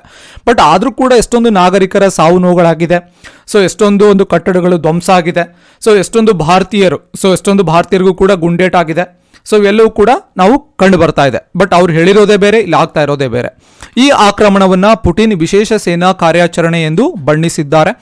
ಉಕ್ರೇನ್ನ ವಾಯುನೆಲೆಗಳು ಮತ್ತು ಸೇನಾ ಸ್ವತ್ತುಗಳನ್ನು ಗುರಿಯಾಗಿಸಿ ದಾಳಿಯನ್ನ ನಡೆಸಲಾಗಿದೆ. ಏನೇನು ಹಾನಿಯಾಗಿದೆ ಅಂತ ನೋಡೋಣ. ಬಟ್ ಇಲ್ಲಿ ಏನಾಗುತ್ತೆ, ಅಟ್ ಎಂಡ್ ಎಲ್ಲ ವಾರ್ ಎಂಡ್ ಆಗಿ ಏನೇನಾಗುತ್ತೆ ಡೆವಲಪ್ಮೆಂಟ್ಸ್ ನೋಡಿದ್ಮೇಲೆ ಸುಮಾರು ಸಾವು ನೋವುಗಳಾಗಿರುತ್ತೆ. ಬಟ್ ಅಟ್ ಪ್ರೆಸೆಂಟ್ ನೋಡಿದಾಗ ಉಕ್ರೇನ್ನ 74 ಸೇನಾ ನೆಲೆಗಳನ್ನು ನಾಶ ಮಾಡಲಾಗಿದೆ. ಸೊ ಇದು ಇನ್ಕ್ರೀಸ್ ಕೂಡ ಆಗುತ್ತೆ ಡೇ ಬೈ ಡೇ. ಹಾಗೆ 11 ವಾಯು ನೆಲೆಗಳು ಸೇರಿವೆ ಎಂದು ರಷ್ಯಾ ಹೇಳಿಕೊಂಡಿದೆ. 3 ಕಮಾಂಡ್ ಠಾಣೆಗಳು, 18 ರೇಡಾರ್ ಕೇಂದ್ರಗಳು, ವಿಮಾನ ಹೊಡೆದುರುಳಿಸುವ 2 ವ್ಯವಸ್ಥೆಗಳು ನಾಶಗೊಂಡಿವೆ. ಸೊ ಇದು ಕೇವಲ ಇನಿಷಿಯಲ್ ಡಾಟಾ ಆಗಿರುತ್ತೆ. So day by day, so ನೀವು ಎಕ್ಸಾಮಲ್ಲಿ ಬರೆಯುವಾಗ ಹಲವಾರು ಸಾವು ನೋವುಗಳಾಗಿರುತ್ತೆ, ಹಲವಾರು ಸೇನಾ ನೆಲೆಗಳನ್ನು ನಾಶ ಮಾಡಲಾಗಿದೆ. ಸೊ ಹಲವಾರು ಶಸ್ತ್ರಾಸ್ತ್ರಗಳನ್ನು ನಾಶ ಮಾಡಲಾಗಿದೆ, ಬಂಕರ್ಗಳನ್ನು ನಾಶ ಮಾಡಲಾಗಿದೆ, ಈ ರೀತಿ ಕೂಡ ಬರೀಬಹುದು. ಸೊ ಬಿಫೋರ್ ಎಕ್ಸಾಮ್ ಕೂಡ ನೀವು ಒಂದು ಸ್ವಲ್ಪ ಡಾಟಾಗಳನ್ನು ಬರ್ಕೋಬೇಕಾಗುತ್ತೆ, ಎಷ್ಟು ಅಟ್ ದ ಎಂಡ್ ಅಲ್ಲಿ ಏನೇನು ನಾಶ ಆಯಿತು ಅಂತ. ಸೇನೆಯ 1 ಹೆಲಿಕಾಪ್ಟರ್ ಹಾಗೂ 4 ಡ್ರೋನ್ಗಳನ್ನು ಹೊಡೆದುರುಳಿಸಲಾಗಿದೆ. ಸೊ ಕೇವಲ ಉಕ್ರೇನ್ನ ಒಂದು ಸೇನೆ ಅಥವಾ ಸೇನಾ ಒಂದು ಬಲ ಇಲ್ಲಿ ಕಮ್ಮಿ ಆಗಿಲ್ಲ. ಇಲ್ಲಿ ರಷ್ಯಾದ ಒಂದು ಸೈನಿಕರು ಕೂಡ ಸಾವು ನೋವಾಗಿದೆ. ರಷ್ಯಾದ ಕಡೆ ಕೂಡ ಒಂದು ಟ್ಯಾಂಕರ್ಗಳು ನಾಶ ಆಗಿದೆ. ರಷ್ಯಾದ ಕಡೆ ಕೂಡ ಏನಾಗಿರುತ್ತೆ, ಒಂದು ಬಾಂಬರ್ಗಳು ನಾಶ ಆಗಿರುತ್ತೆ. ಸೊ ಎಲ್ಲವೂ ಕೂಡ ಇಲ್ಲಿ ಇಂಪಾರ್ಟೆಂಟ್ ಆಗುತ್ತೆ. ಕೀವ್ನಿಂದ ಭಾರಿ ಸಂಖ್ಯೆಯಲ್ಲಿ ಜನ ಹೊರ ಹೋಗಿದ್ದಾರೆ. ಸೊ ಯಾಕಂತಂದ್ರೆ ಒಂದು ಯುದ್ಧ ಆದಾಗ ಅಥವಾ ಒಂದು ಕಡೆ ಏನಾದರೂ ತೊಂದರೆ ಆದಾಗ ಅಲ್ಲಿರುವಂತಹ ಜನ ಏನು ಮಾಡ್ತಾರೆ, ನೆಮ್ಮದಿಯನ್ನು ಬಯಸಿ, ಶಾಂತಿಯನ್ನು ಬಯಸಿ ಬೇರೆ ಕಡೆ ವಲಸೆಯನ್ನು ಹೋಗ್ತಾರೆ. ರಷ್ಯಾ ಪಡೆಗಳು ಆಕ್ರಮಣ ಮಾಡುವ ಸಾಧ್ಯತೆ ಕಡಿಮೆ ಇರುವ ಉಕ್ರೇನ್ನ ಪಶ್ಚಿಮ ಭಾಗದತ್ತ ಜನ ಸಾಕ್ತಾ ಇದ್ದಾರೆ. ಸೊ ನಾನು already first starting of the class ಅಲ್ಲೇ ನಾನು ಹೇಳ್ತಾ ಇದ್ದೆ, ಒಂದು ಮ್ಯಾಪನ್ನು ಡಿಸ್ಕಸ್ ಮಾಡುವಾಗ. ಸೊ ಮ್ಯಾಪಲ್ಲಿ ಎಲ್ಲಿ ಬರುತ್ತೆ, ಎಲ್ಲಿ ಭಾಗದಲ್ಲಿ ಯುದ್ಧ ಆಗ್ತಾ ಇದೆ, ಆಪೋಸಿಟ್ ಸೈಡಲ್ಲಿ ಜನ ವಲಸೆ ಹೋಗ್ತಾ ಇದ್ದಾರೆ. ಉಕ್ರೇನ್ನಲ್ಲಿ ಸುಮಾರು 20,000 ಭಾರತೀಯರು ಸಿಲುಕಿದ್ದಾರೆ. ಹೆಚ್ಚಿನವರು ವಿದ್ಯಾರ್ಥಿಗಳು, ಎಸ್ಪೆಷಲಿ ಮೆಡಿಕಲ್ ಸ್ಟೂಡೆಂಟ್ಸ್. ಸೊ ಹೆಚ್ಚಿನವರು ಕೂಡ ಮೆಡಿಕಲ್ ಸ್ಟೂಡೆಂಟ್ಸ್ಗಳಾಗಿರ್ತಾರೆ. ಉಕ್ರೇನ್ನಲ್ಲಿರೋದು 20,000 ಭಾರತೀಯರು, ಅದರಲ್ಲಿ 18,000 ವಿದ್ಯಾರ್ಥಿಗಳಿದ್ದಾರೆ. 18,000 ವಿದ್ಯಾರ್ಥಿಗಳಿದ್ದಾರೆ. ವೈದ್ಯಕೀಯ ವಿದ್ಯಾಭ್ಯಾಸಕ್ಕಾಗಿ ಹೆಚ್ಚಿನವರು ತೆರಳಿದ್ದಾರೆ. ಸೊ ಹೆಚ್ಚಿನವರು ಒಂದು ಮೆಡಿಕಲ್ ಸ್ಟಡೀಸ್ಗೆ, MBBS ಸ್ಟಡೀಸ್ಗೆ ಈ ಒಂದು ಉಕ್ರೇನ್ಗೆ ಹೋಗಿರ್ತಾರೆ. ರಷ್ಯಾ ಜೊತೆ ಉಕ್ರೇನ್ಗೆ ಹೋರಾಡಲು ಜಾಗತಿಕವಾಗಿ ಅಮೆರಿಕ ಸೇರಿದಂತೆ ಇಟಲಿ, ಟರ್ಕಿ, ಜಪಾನ್ ದೇಶಗಳು ಅತ್ಯಾಧುನಿಕ ಶಸ್ತ್ರಾಸ್ತ್ರಗಳು, ಡ್ರೋನ್ಗಳು, ಹೀಗೆ ಹಲವಾರು ಉಪಕರಣಗಳನ್ನು ಪೂರೈಸ್ತಾ ಇವೆ. ಯಾಕಂತಂದ್ರೆ ರಷ್ಯಾಗೆ ಕಂಪೇರ್ ಮಾಡಿದ್ರೆ ಉಕ್ರೇನ್ನ ಸೇನಾ ಸಾಮರ್ಥ್ಯ ಕಡಿಮೆ ಇದೆ, ಅದನ್ನು ಆಲ್ರೆಡಿ ನೋಡ್ಕೊಂಡ್ಬಿಟ್ಟಿದ್ದೀರಾ. ಸೊ ಇವಾಗ ಒಂದು ಈಕ್ವಲ್ ಆಗಿ ಕಾಂಪೀಟ್ ಮಾಡಬೇಕು ಅಂದ್ರೆ, ಈಕ್ವಲ್ ಆಗಿ ಫೈಟ್ ಮಾಡಬೇಕು ಅಂತಂದ್ರೆ ಅವರಿಗೆ ಇಕ್ವಿಪ್ಮೆಂಟ್ಸ್ಗಳ ಅವಶ್ಯಕತೆ ಇದೆ ರಷ್ಯಾಗೆ. ಆ ಒಂದು ಕೆಲಸವನ್ನ ಇಟಲಿ, ಟರ್ಕಿ, ಜಪಾನ್ ದೇಶಗಳು, ಈ ಒಂದು ಅಮೆರಿಕ ಸೇರಿದಂತೆ ಬೇರೆ ಬೇರೆ ದೇಶಗಳು ಶಸ್ತ್ರಾಸ್ತ್ರಗಳನ್ನು ಪೂರೈಕೆ ಮಾಡ್ತಾ ಇದೆ. ಯಾವುದಕ್ಕೆ? ಉಕ್ರೇನ್ಗೆ. ಈ ಯುದ್ಧದಿಂದ ಏನೇನು ಪರಿಣಾಮಗಳಾಗ್ತಾ ಇದೆ? ಸೊ ಇಂಪಾರ್ಟೆಂಟ್ ಆಗುತ್ತೆ, ಜಾಗತಿಕ ಪರಿಣಾಮಗಳು ಇಂಪಾರ್ಟೆಂಟ್ ಆಗುತ್ತೆ. ಯಾಕಂದ್ರೆ ಎಕ್ಸಾಮ್ ಅಲ್ಲಿ ಕೇವಲ ರಷ್ಯಾ ಮತ್ತು ಉಕ್ರೇನ್ ಯುದ್ಧ ಅಂತ ಕೇಳಲ್ಲ, ಅದರಿಂದ ಜಾಗತಿಕ ಪರಿಣಾಮಗಳು ಅಂತ ಕೂಡ ಕೇಳುವಂತ ಸಾಧ್ಯತೆ ಇರುತ್ತೆ. ಆರ್ಥಿಕತೆಯ ಮೇಲೆ ಏನು ಪರಿಣಾಮ ಬೀರುತ್ತೆ? ಸೊ ಒಂದು ಎಕನಾಮಿಕ್ ಮೇಲೆ, ಎಕನಾಮಿಕ್ಸ್ ಅಥವಾ ಇಂಡಿಯನ್ ಎಕಾನಮಿ ಆಗಿರ್ಬೋದು, ವರ್ಲ್ಡ್ ಎಕಾನಮಿ ಆಗಿರ್ಬೋದು, ಯಾವುದ್ರ ಮೇಲೆ ಏನು ಪರಿಣಾಮ ಬೀರುತ್ತೆ? ಪ್ರತಿಯೊಂದು ದೇಶವು ಒಂದಲ್ಲ ಒಂದು ರೀತಿಯಲ್ಲಿ ಬೇರೊಂದು ದೇಶವನ್ನು ವಿವಿಧ ವಿಷಯಗಳಿಗಾಗಿ ಅವಲಂಬಿಸಿದೆ ಅಥವಾ ಎಂಬುದು ನಮಗೆ ಗೊತ್ತಿದೆ. ಈ ಕಾಲದ ವಾಸ್ತವ. ಅವಲಂಬ ಅಂತಂದರೆ ಡಿಪೆಂಡ್ ಆಗಿದ್ದೀವಿ. ಸೊ ಇವಾಗ ನಾವು ಭಾರತ ಬೇರೆ ಕಂಟ್ರೀಸ್ ಮೇಲೆ ಡಿಪೆಂಡ್ ಇದ್ದೀವಿ, ಬೇರೆ ದೇಶಗಳು ಭಾರತದ ಮೇಲೆ ಡಿಪೆಂಡ್ ಇದೆ. ಹಾಗಾಗಿಯೇ ಯುದ್ಧದಂಥ ಸಂದರ್ಭವು ಎಲ್ಲ ದೇಶಗಳಿಗೂ ಕಳವಳವನ್ನು ಉಂಟು ಮಾಡುತ್ತೆ. ರಷ್ಯಾ ಹಾಗೂ ಉಕ್ರೇನ್ ದೇಶಗಳೆರಡು ಜಗತ್ತಿನ ವಿವಿಧ ದೇಶಗಳಿಗೆ ಹಲವು ಸಾಮಗ್ರಿಗಳನ್ನು ಪೂರೈಕೆ ಮಾಡ್ತಾ ಇದೆ. ಕೇವಲ ಇವತ್ತು ರಷ್ಯಾ ಮಾತ್ರ ಅಲ್ಲ, ಉಕ್ರೇನ್ ಕೂಡ ಮಾಡ್ತಾ ಇದೆ. ಮುಖ್ಯವಾಗಿ ಗೋಧಿ, ಸೂರ್ಯಕಾಂತಿ ಎಣ್ಣೆ. ಭಾರತ ವರ್ಷಕ್ಕೆ 25 ಲಕ್ಷ ಟನ್ನಷ್ಟು ಸೂರ್ಯಕಾಂತಿ ಎಣ್ಣೆಯನ್ನು ಆಮದು ಮಾಡಿಕೊಳ್ಳುತ್ತೆ. ಇದರಲ್ಲಿ 80% ಪಾಲು ಉಕ್ರೇನಿಂದ ಬರುತ್ತೆ. ಇನ್ನುಳಿದ ಪಾಲು ರಷ್ಯಾ ಮತ್ತು ಅರ್ಜೆಂಟೈನಾದಿಂದ ಬರುತ್ತೆ. ನೋಡಿ, ಇಂಪಾರ್ಟೆಂಟ್ ಆಗಿ ಭಾರತ ಗೋಧಿಯನ್ನು ಮತ್ತು ಸೂರ್ಯಕಾಂತಿ ಎಣ್ಣೆಯನ್ನು ರಷ್ಯಾ ಮತ್ತು ಉಕ್ರೇನಿಂದ ಆಮದು ಮಾಡಿಕೊಳ್ಳುತ್ತೆ, ಇಂಪೋರ್ಟ್ ಮಾಡಿಕೊಳ್ಳುತ್ತೆ. ಈ ಸೂರ್ಯಕಾಂತಿ ಎಣ್ಣೆ ಅಂತ ಬಂದಾಗ ಸನ್ಫ್ಲವರ್ ಆಯಿಲ್. ಸೊ ಇದರಲ್ಲಿ ಏನು ಮಾಡುತ್ತೆ, ಭಾರತ ವರ್ಷಕ್ಕೆ 25 ಲಕ್ಷ ಟನ್ನಷ್ಟು ಈ ಒಂದು ಸನ್ಫ್ಲವರ್ ಆಯಿಲ್, ಸೂರ್ಯಕಾಂತಿ ಎಣ್ಣೆಯನ್ನು ಆಮದು ಮಾಡಿಕೊಳ್ಳುತ್ತೆ. ಸೊ ಅದರಲ್ಲೂ ಕೂಡ 80% ಉಕ್ರೇನಿಂದ ಬರುತ್ತೆ, 80% ಉಕ್ರೇನಿಂದ ಬರುತ್ತೆ. ರಿಮೈನಿಂಗ್ 20% ಏನು ಮಾಡುತ್ತೆ, ರಷ್ಯಾ ಹಾಗೂ ಅರ್ಜೆಂಟೈನಿಂದ ಬರುತ್ತೆ. ಬಟ್ ಇವಾಗ ಸೊ ಆಲ್ಮೋಸ್ಟ್ 90% ಸ್ಟಾಪ್ ಆದಂಗೆ ಆಗ್ಬಿಡುತ್ತೆ. 90% ಸ್ಟಾಪ್ ಆಯಿತು, ಬಿಕಾಸ್ ಅಲ್ಲಿ ವಾರ್ ನಡೀತಾ ಇದೆ. ಎಲ್ಲ ಒಂದು ಗಿರಣಿಗಳೇನಿರುತ್ತೆ ಅಥವಾ ಆಯಿಲನ್ನು ಎಕ್ಸ್ಟ್ರಾಕ್ಟ್ ಮಾಡುವಂತಹ ಆಯಿಲ್ ಮಿಲ್ಗಳೇನಿರುತ್ತೆ ಅದೆಲ್ಲವೂ ಕೂಡ ಸ್ಟಾಪ್ ಆಗಿದೆ. ಸೊ ಇದೇನಾಗುತ್ತೆ, ಡೈರೆಕ್ಟ್ಲಿ ಭಾರತದ ಮೇಲೆ ಪರಿಣಾಮ ಬೀರುತ್ತೆ. ಸೊ ಪೆಟ್ರೋಲಿಯಂ ಉತ್ಪನ್ನ, ರಕ್ಷಣಾ ಸಾಮಗ್ರಿಗಳು, ಹೀಗೆ ವಿವಿಧ ವಸ್ತುಗಳನ್ನು ಈ ದೇಶಗಳು ರಫ್ತು ಮಾಡುತ್ತೆ. ಯುದ್ಧದಿಂದ ಈ ದೇಶಗಳ ಉತ್ಪಾದಕ ಸಾಮರ್ಥ್ಯ ಕುಗ್ಗಬಹುದು, ಒಂದು ಪ್ರೊಡಕ್ಷನ್ ಕೆಪಾಸಿಟಿ ಕಮ್ಮಿ ಆಗುತ್ತೆ.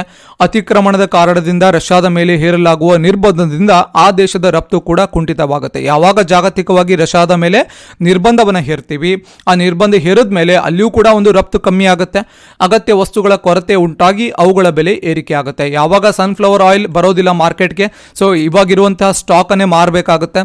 ಸೊ ಬೇಡಿಕೆ ಹೆಚ್ಚಾಗುತ್ತೆ. ಬೇಡಿಕೆ ಹೆಚ್ಚಾದಾಗ ಒಂದು ಅವೈಲಬಿಲಿಟಿ ಕಮ್ಮಿ ಇದ್ದಾಗ ಏನಾಗುತ್ತೆ, ಆಟೋಮೆಟಿಕ್ ಪ್ರೈಸ್ ಇನ್ಕ್ರೀಸ್ ಆಗುತ್ತೆ. 150 ರೂಪೀಸ್ ಕೆಜಿ ಇರುವಂತಹ ಒಂದು ಸನ್ಫ್ಲವರ್ ಆಯಿಲ್ ಏನಾಗುತ್ತೆ 200 ರೂಪೀಸ್ ಕೆಜಿ ಆಗುತ್ತೆ. ಸೊ ಈ ರೀತಿಯಾಗಿ ಪ್ರೈಸ್ ಇನ್ಕ್ರೀಸ್ ಹಾಕೊಂಡು ಹೋಗುತ್ತೆ. ಜಗತ್ತಿನ ಎಲ್ಲೆಡೆ ಜನರ ಬದುಕು ದುರ್ಭರವಾಗುತ್ತೆ. ಎಲ್ಲೋ ಯುದ್ಧ ಆದರೂ ಕೂಡ, ಸೊ ಎಲ್ಲೋ ಯುದ್ಧ ಆದರೂ ಇವತ್ತು ಭಾರತದಲ್ಲಿ ಪ್ರತಿದಿನ 150 ರೂಪಾಯಿ ಒಂದು ಸ್ಯಾಲ್ರಿ ಇರುವಂತಹ ಒಂದು ಲೇಬರ್ ಸ್ಯಾಲ್ರಿ ಇರುವಂತಹ ಒಬ್ಬ ಕೂಲಿಯವ್ರಿಗೆ ತೊಂದರೆ ಆಗುತ್ತೆ. ಸೊ ಮಿಡಲ್ ಕ್ಲಾಸಲ್ಲಿ ಇರೋರ್ಗೆ ತೊಂದರೆ ಆಗುತ್ತೆ. ಯಾಕಂದರೆ ಅಲ್ಲಿ ಯುದ್ಧ ಆದರೆ ಇಲ್ಲೇನು ಆರಾಮಾಗಿರ್ತೀವಿ ಅಂತಲ್ಲ, ಎಲ್ಲೋ ಯುದ್ಧ ಆದರೂ ಕೂಡ ಇಲ್ಲಿ ನಮಗೆ ತೊಂದರೆ ಆಗುತ್ತೆ. ಇದು ಒಂದು that is the beauty of economy. So economy ಅನ್ನೋ ಅದ್ರ ಬ್ಯೂಟಿ ಏನು ಅಂತಂದರೆ, ಒಂದು ಕಡೆ ಏನಾದರೂ ಪ್ರಾಫಿಟ್ ಇದ್ದರೆ ಇನ್ನೊಂದು ಕಡೆನೂ ಒಂದು ಪ್ರಾಫಿಟ್ ಆಗೋ ಸಾಧ್ಯತೆ ಇರುತ್ತೆ. ಒಂದು ಕಡೆ ಪ್ರೊಡಕ್ಷನ್ ಇನ್ಕ್ರೀಸ್ ಆದರೆ ಇನ್ನೊಂದು ಕಡೆ ಅದರ ಪ್ರೈಸ್ ಡಿಕ್ರೀಸ್ ಆಗುತ್ತೆ. ಪ್ರೈಸ್ ಡಿಕ್ರೀಸ್ ಆಯಿತು ಅಂತಂದರೆ ಸೊ ಬದುಕು ಸುಗಮವಾಗಿರುತ್ತೆ. ಸೊ ಇದು ಇಂಪಾರ್ಟೆಂಟ್. ಯುರೋಪ್ಗೆ ತೈಲ ಪೂರೈಕೆ ಏರುಪೇರಾಗಲಿದೆ. ಇದರಿಂದ ಜಾಗತಿಕ ಹಣಕಾಸು ವ್ಯವಸ್ಥೆಗೆ ಹೊಡೆತ ಬೀಳುತ್ತೆ. ವಿವಿಧ ದೇಶಗಳ ಷೇರು ಮಾರುಕಟ್ಟೆ ಕುಸಿತ ಕಂಡಿವೆ. ಕಚ್ಚಾ ತೈಲದ ದರದಲ್ಲಿ ಏರಿಕೆ ಆಗಿದೆ. ಇವೆಲ್ಲವೂ ಕೂಡ ಆರ್ಥಿಕತೆಯ ಮೇಲೆ ಯಾವ ರೀತಿ ಪರಿಣಾಮ ಬೀರುತ್ತೆ, ಅದಕ್ಕೆ ರೀಸನ್ ಏನು ಅಂತ ಆಗುತ್ತೆ. ಸೊ ರಷ್ಯಾದ ಮೇಲೆ ಕಠಿಣ ನಿರ್ಬಂಧ ಹೇರಲು ಯುರೋಪಿಯನ್ ಯೂನಿಯನ್ ಕೂಡ ತೀರ್ಮಾನವನ್ನು ಮಾಡುತ್ತೆ. ಸೊ ಚಿನ್ನದ ಬೆಲೆಯಲ್ಲಿ 2190 ರೂಪಾಯಿಯಷ್ಟು ಏರಿಕೆ ಆಗಿರುತ್ತೆ. ಹಾಗೆ ಬೆಳ್ಳಿಯ ಧಾರಣೆ 69,000 ರೂಪಾಯಿ ಇರುತ್ತೆ. ಹಾಗೆ $100 ಗಡಿ ದಾಟಿದ ಕಚ್ಚಾ ತೈಲದ ದರ. ಷೇರುಪೇಟೆ 13.44 ಲಕ್ಷ ಕೋಟಿಯಷ್ಟು ಸಂಪತ್ತು ನಷ್ಟವಾಗಿರುತ್ತೆ. ಇಲ್ಲಿ ಷೇರುಪೇಟೆಯಲ್ಲಿ, ಶೇರ್ ಮಾರ್ಕೆಟಲ್ಲಿ. ತೀವ್ರಗೊಂಡಂತಹ ವಲಸೆ. ಸೊ ಇಂಪಾರ್ಟೆಂಟ್ ಆಗುತ್ತೆ. ನೆಕ್ಸ್ಟ್ ಜಾಗತಿಕ ಪರಿಣಾಮ ಏನು, ಇಷ್ಟೊತ್ತವರೆಗೂ ಆರ್ಥಿಕತೆ ಮೇಲೆ ಏನು ಪರಿಣಾಮ ಬೀರುತ್ತೆ ಅಂತ ನೋಡಿದ್ರಿ. ಈಗ ಮೈಗ್ರೇಷನ್. ಸೊ ಮೈಗ್ರೇಷನ್ ಏನಾಗ್ತಾ ಇದೆ, ವಲಸೆ ಏನಾಗ್ತಾ ಇದೆ ನೋಡೋಣ. ರಷ್ಯಾ ಹಾಗೂ ಉಕ್ರೇನ್ ನಡುವೆ ಯುದ್ಧ ಆರಂಭವಾಗುತ್ತಿದ್ದಂತೆ ಉಕ್ರೇನ್ ಪ್ರಜೆಗಳು ಮತ್ತು ಉಕ್ರೇನ್ನಲ್ಲಿ ಶಿಕ್ಷಣ, ಉದ್ಯೋಗ ನಿಮಿತ್ತ ನೆಲೆಸಿದ್ದಂತಹ ವಿದೇಶಿ ಪ್ರಜೆಗಳು ಜೀವ ಉಳಿಸಿಕೊಳ್ಳಲು ಸಾವಿರಾರು ಸಂಖ್ಯೆಯಲ್ಲಿ ವಲಸೆಯನ್ನು ಆರಂಭ ಮಾಡ್ತಾರೆ. ಅಂದರೆ ಬೇರೆ ಬೇರೆ ಕಡೆ. ಸೊ ಈ ಕಡೆ ಯುದ್ಧ ಆಗ್ತಾ ಇದೆ, ಬಟ್ ಈ ಕಡೆ ಅವರು ವಲಸೆ ಸ್ಟಾರ್ಟ್ ಮಾಡ್ತಾರೆ. ಈ ಕಡೆ ಪೋಲ್ಯಾಂಡ್, ರೊಮಾನಿಯಾ, ಮಲ್ಡೋವಾ ಆ ಕಡೆ ಒಂದು ವಲಸೆಯನ್ನು ಸ್ಟಾರ್ಟ್ ಮಾಡ್ತಾರೆ. ಎರಡನೇ ಮಹಾಯುದ್ಧದ ನಂತರ ಯುರೋಪಿನಲ್ಲಿ ಒಂದು ರಾಷ್ಟ್ರವು ಮತ್ತೊಂದು ರಾಷ್ಟ್ರದ ಮೇಲೆ ನಡೆಸಿದ ಅತಿದೊಡ್ಡ ದಾಳಿಗೆ ಬೆಚ್ಚಿ ಬಿದ್ದಿರುವಂತಹ 44 ದಶಲಕ್ಷ ಜನರಿರುವ ಉಕ್ರೇನ್ ಜನಸಂಖ್ಯೆಯಲ್ಲಿ ಹಲವು ಜನರು ನೆಲೆ ಕಳೆದುಕೊಂಡು ಮಧ್ಯ ಯುರೋಪ್ ರಾಷ್ಟ್ರಗಳತ್ತ ವಲಸೆ ಆರಂಭಿಸಿದ್ದಾರೆ. ಸೊ ಪಾಯಿಂಟನ್ನು ಅಬ್ಸರ್ವ್ ಮಾಡಿ. ಸೊ ಉಕ್ರೇನ್ನ ಒಂದು ಜನಸಂಖ್ಯೆ ಎಷ್ಟಿದೆ ಅಂದರೆ 44 ದಶಲಕ್ಷಷ್ಟು ಜನಸಂಖ್ಯೆ ಇದೆ. ಅದರಲ್ಲಿ ಹಲವಾರು ಜನ ಏನು ಮಾಡ್ತಾ ಇದ್ದಾರೆ, ಇವತ್ತು ಮಧ್ಯ ಯುರೋಪ್ ರಾಷ್ಟ್ರಗಳತ್ತ ವಲಸೆ ಹೋಗ್ತಾ ಇದ್ದಾರೆ.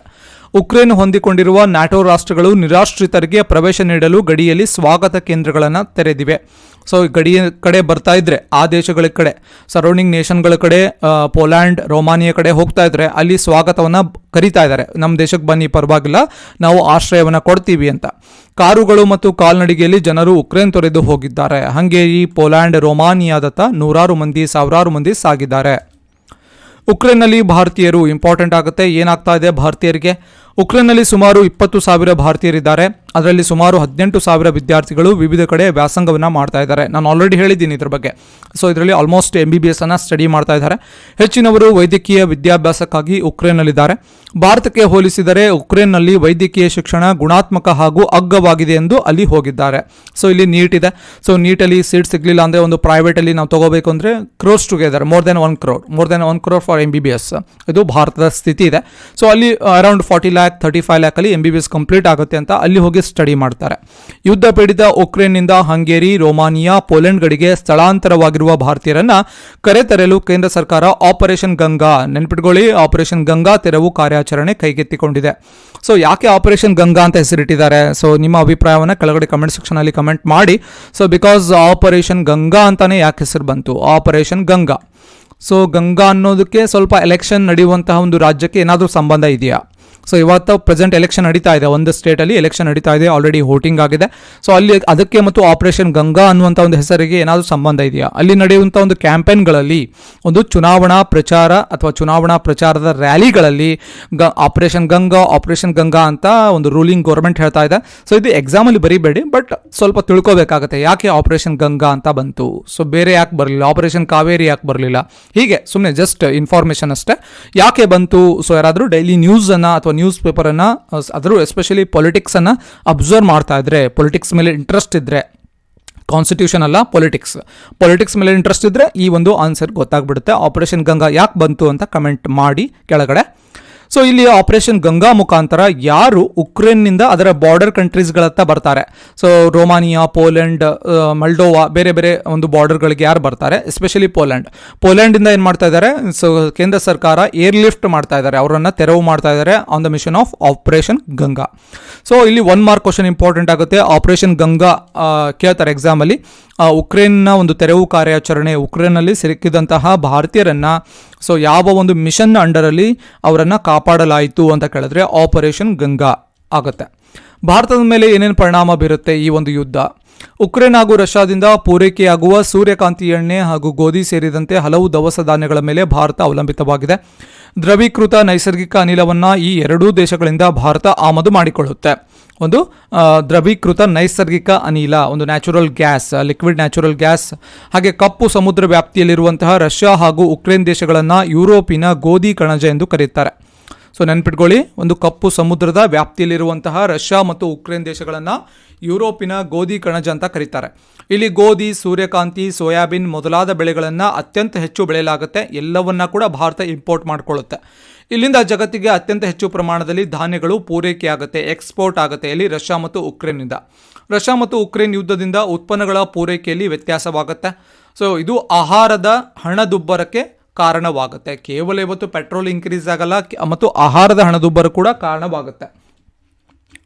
ರಷ್ಯಾ ಪೆಲೆಡಿಯಂ ಲೋಹದ ವಿಶ್ವದ ಅತಿದೊಡ್ಡ ರಫ್ತುದಾರ ದೇಶವಾಗಿದೆ. ಯುದ್ಧದ ಕಾರಣದಿಂದ ಪೂರೈಕೆ ತಗ್ಗಿರುವುದರಿಂದ ಜಗತ್ತಿನಲ್ಲಿ ಲೋಹದ ಬೆಲೆ ಇನ್ನಷ್ಟು ಏರಿಕೆಯಾಗಲಿದೆ. ತಾಮ್ರ ಮತ್ತು ಅಲ್ಯೂಮಿನಿಯಂ ಲೋಹಗಳ ಮೇಲೂ ಭಾರತ ಎರಡೂ ದೇಶಗಳನ್ನು ಆಶ್ರಯಿಸಿದ್ದು ಇವುಗಳ ಬೆಲೆ ಕೂಡ ಏರಿಕೆಯಾಗುತ್ತೆ. ಯಾವುದು? ತಾಮ್ರ ಮತ್ತು ಅಲ್ಯೂಮಿನಿಯಂ. ಭಾರತದ ಔಷಧ ಕಂಪನಿಗಳು ಉಕ್ರೇನ್ ಮತ್ತು ರಷ್ಯಾಗೆ ಹೆಚ್ಚಿನ ಪ್ರಮಾಣದ ಔಷಧವನ್ನು ರಫ್ತು ಮಾಡುತ್ತೆ. ಭಾರತ ಏನು ಮಾಡುತ್ತೆ? ರಷ್ಯಾ ಮತ್ತು ಉಕ್ರೇನ್ಗೆ ಸೊ ಒಂದು ಮೆಡಿಸಿನ್ಗಳನ್ನು ಎಕ್ಸ್ಪೋರ್ಟ್ ಮಾಡುತ್ತೆ. 2021-22 ಅವಧಿಯಲ್ಲಿ ಭಾರತ 812 ಕೋಟಿ ಮೌಲ್ಯದ ಔಷಧಗಳನ್ನು ರಫ್ತು ಮಾಡಿದೆ. ಯುದ್ಧದಿಂದ ಔಷಧ ಮಾರುಕಟ್ಟೆಯಲ್ಲಿ ಕೂಡ ವ್ಯತ್ಯಾಸವಾಗುವಂಥ ಸಾಧ್ಯತೆ ಇರುತ್ತೆ. ತೈಲ ರಫ್ತು ದೇಶಗಳ ಒಕ್ಕೂಟ ಹೊರತುಪಡಿಸಿ ವಿಶ್ವದಲ್ಲಿ ಹೆಚ್ಚು ಕಚ್ಚಾ ತೈಲ ಉತ್ಪಾದಿಸುವ 2ನೇ ದೊಡ್ಡ ದೇಶ ರಷ್ಯಾ.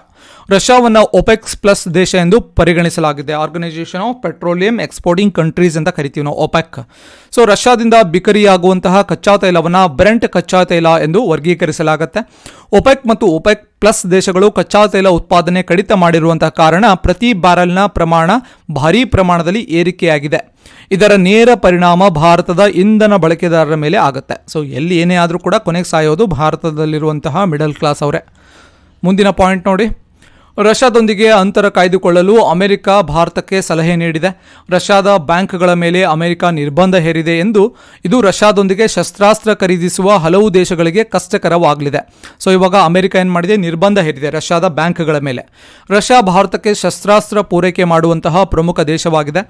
ರಷ್ಯಾದಿಂದ S-400 ಕ್ಷಿಪಣಿ ರಕ್ಷಣಾ ವ್ಯವಸ್ಥೆ ಪಡೆಯುವ ಬಗ್ಗೆ $500 ಕೋಟಿ ಮೊತ್ತದ ಒಪ್ಪಂದಕ್ಕೆ 2018ರಲ್ಲಿ ಅಮೆರಿಕ ವಿರೋಧದ ನಡುವೆಯೂ ಭಾರತ ಸಹಿ ಹಾಕಿದೆ.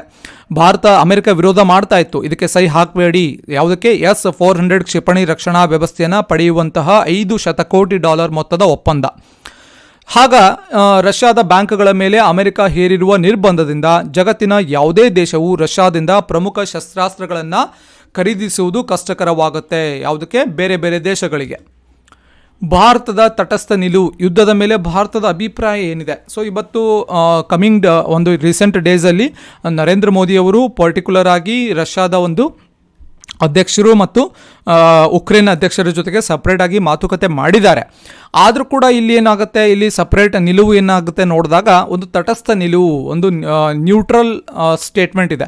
ಉಕ್ರೇನ್ನಲ್ಲಿ ರಷ್ಯಾ ನಡೆಸುತ್ತಿರುವ ಆಕ್ರಮಣದಲ್ಲಿನ ಹಿಂಸಾಚಾರದ ಬಗ್ಗೆ ತುರ್ತು ತನಿಖೆಗಾಗಿ ಅಂತಾರಾಷ್ಟ್ರೀಯ ಸ್ವತಂತ್ರ ಆಯೋಗ ರಚಿಸಲು ವಿಶ್ವಸಂಸ್ಥೆಯ ಮಾನವ ಹಕ್ಕುಗಳ ಮಂಡಳಿ ತೆಗೆದುಕೊಂಡ ನಿರ್ಣಯ ಸಂಬಂಧದ ಮತ ಚಲಾವಣೆಯಿಂದ ಭಾರತ ಹೊರಗುಳಿದಿದೆ. ನೋಡಿ, ಉಕ್ರೇನ್ನಲ್ಲಿ ರಷ್ಯಾ ನಡೆಸುತ್ತಿರುವಂತಹ ಆಕ್ರಮಣದಲ್ಲಿನ ಹಿಂಸಾಚಾರದ ಬಗ್ಗೆ ಒಂದು ತುರ್ತು ತನಿಖೆಗಾಗಿ, ಒಂದು ಎಮರ್ಜೆನ್ಸಿಯಾಗಿ ಒಂದು ತನಿಖೆಯನ್ನು ಮಾಡಬೇಕು. ಅಂತಾರಾಷ್ಟ್ರೀಯ ಸ್ವತಂತ್ರ ಆಯೋಗ ರಚಿಸಲು ಒಂದು ವಿಶ್ವಸಂಸ್ಥೆಯ ಮಾನವ ಹಕ್ಕುಗಳ ಮಂಡಳಿ ನಿರ್ಧಾರ ಮಾಡುತ್ತೆ. ಸೊ ಇದಕ್ಕೆ ಸಂಬಂಧಿಸಿದಂತೆ ಮತ ಹಾಕಿ ಅಂತ ಕೇಳಿದಾಗ ಭಾರತ ಈ ಒಂದು ಮತ ಚಲಾವಣೆಯಿಂದ ಹಿಂದೇರಿದೆ. ಉಕ್ರೇನ್ ಬಿಕ್ಕಟ್ಟಿನಲ್ಲಿ ಭಾರತ ತನ್ನ ತಟಸ್ಥ ನಿಲುವನ್ನು ತಾಳಿದೆ. ಅಮೆರಿಕ, ಬ್ರಿಟನ್, ಜರ್ಮನಿ, ಜಪಾನ್ ಕರಡನ್ನು ಬೆಂಬಲಿತ ಮತವನ್ನು ಚಲಾಯಿಸಿವೆ. ಸೊ ಅಮೆರಿಕ ಆಗಿರ್ಬೋದು, ಬ್ರಿಟನ್ ಆಗಿರ್ಬೋದು, ಜರ್ಮನಿ, ಜಪಾನ್, ಸೊ ಎಲ್ಲವೂ ಕೂಡ ಈ ಒಂದು ಮತ ಚಲಾವಣೆ ಮಾಡಿವೆ. ಆದರೆ ಭಾರತ ಮತ ಚಲಾಯಿಸಿಲ್ಲ. ಆದರೆ ನರೇಂದ್ರ ಮೋದಿ ಅವರು ಸಪ್ರೇಟ್ ಆಗಿ ಭಾರತದ ಪ್ರಧಾನಿಗಳು ಮಾತನಾಡಿದ್ದಾರೆ, ರಷ್ಯಾದ ಅಧ್ಯಕ್ಷರ ಜೊತೆ ಯುದ್ಧವನ್ನು ನಿಲ್ಲಿಸಿ, ಇಲ್ಲಾಂದರೆ ರಷ್ಯಾದಲ್ಲಿರುವಂತಹ ಅಥವಾ ಉಕ್ರೇನ್ನಲ್ಲಿರುವಂತಹ ಭಾರತೀಯರನ್ನು ಸ್ಥಳಾಂತರ ಮಾಡೋಕ್ಕೆ ನಮಗೆ ಅವಕಾಶವನ್ನು ಮಾಡಿಕೊಡಿ, ಸ್ವಲ್ಪ ಕದನ ವಿರಾಮವನ್ನು ಘೋಷಿಸಿ, ಈ ರೀತಿಯಾದಂತಹ ಮಾತುಕತೆ ನಡೆದಿದೆ. ಬಟ್ ಅಂತಾರಾಷ್ಟ್ರೀಯ ಮಟ್ಟದಲ್ಲಿ ಎಲ್ಲೂ ಕೂಡ ಭಾರತ ತನ್ನ ಒಂದು ಒಪಿನಿಯನನ್ನು ವ್ಯಕ್ತಪಡಿಸಿಲ್ಲ, ಕೇವಲ ಒಂದು ನ್ಯೂಟ್ರಲ್ ಸ್ಟೇಟ್ಮೆಂಟನ್ನು ಅಥವಾ ತಟಸ್ಥ ನಿಲುವನ್ನು ತಾಳಿದೆ. ರಷ್ಯಾದ ಸಾಂಪ್ರದಾಯಿಕ ಬೆಂಬಲ ದೇಶಗಳಾದ, ಇನ್ನು ರಷ್ಯಾಗೆ ಕೆಲವೊಂದು ಕಂಟ್ರೀಸ್ಗಳ ಬೆಂಬಲ ಇದೆ. ಸೊ ಎಸ್ಪೆಷಲಿ ಚೀನಾ, ಯಾಕಂದರೆ ಚೀನಾದವರು ಯಾರು ಕೆಟ್ಟದನ್ನು ಮಾಡ್ತಾರೆ ಅವ್ರಿಗೆ ಜಾಸ್ತಿ ಬೆಂಬಲವನ್ನು ಕೊಡ್ತಾರೆ ಚೀನಾದವರು. ಸೊ ಪಾಕಿಸ್ತಾನ ಕೊಡ್ತಾರೆ, ಈ ಕಡೆ ರಷ್ಯಾ ಕೊಡ್ತಾರೆ, ಹೌದಲ್ಲ. ವೆನಿಜುವೆಲಾ, ಕ್ಯೂಬಾ ಈ ಒಂದು ಮತದಾನದಿಂದ ಹಿಂದೆ ಉಳಿದಿದೆ. ಯಾಕಂದರೆ ಈ ಚೀನಾ ಆಗಿರ್ಬೋದು, ವೆನಿಜುವೆಲಾ, ಕ್ಯೂಬಾ ಇವ್ರಿಗೆಲ್ಲ ಕೂಡ ಈ ಒಂದು ರಷ್ಯಾ ಫಂಡಿಂಗ್ ಮಾಡುತ್ತೆ.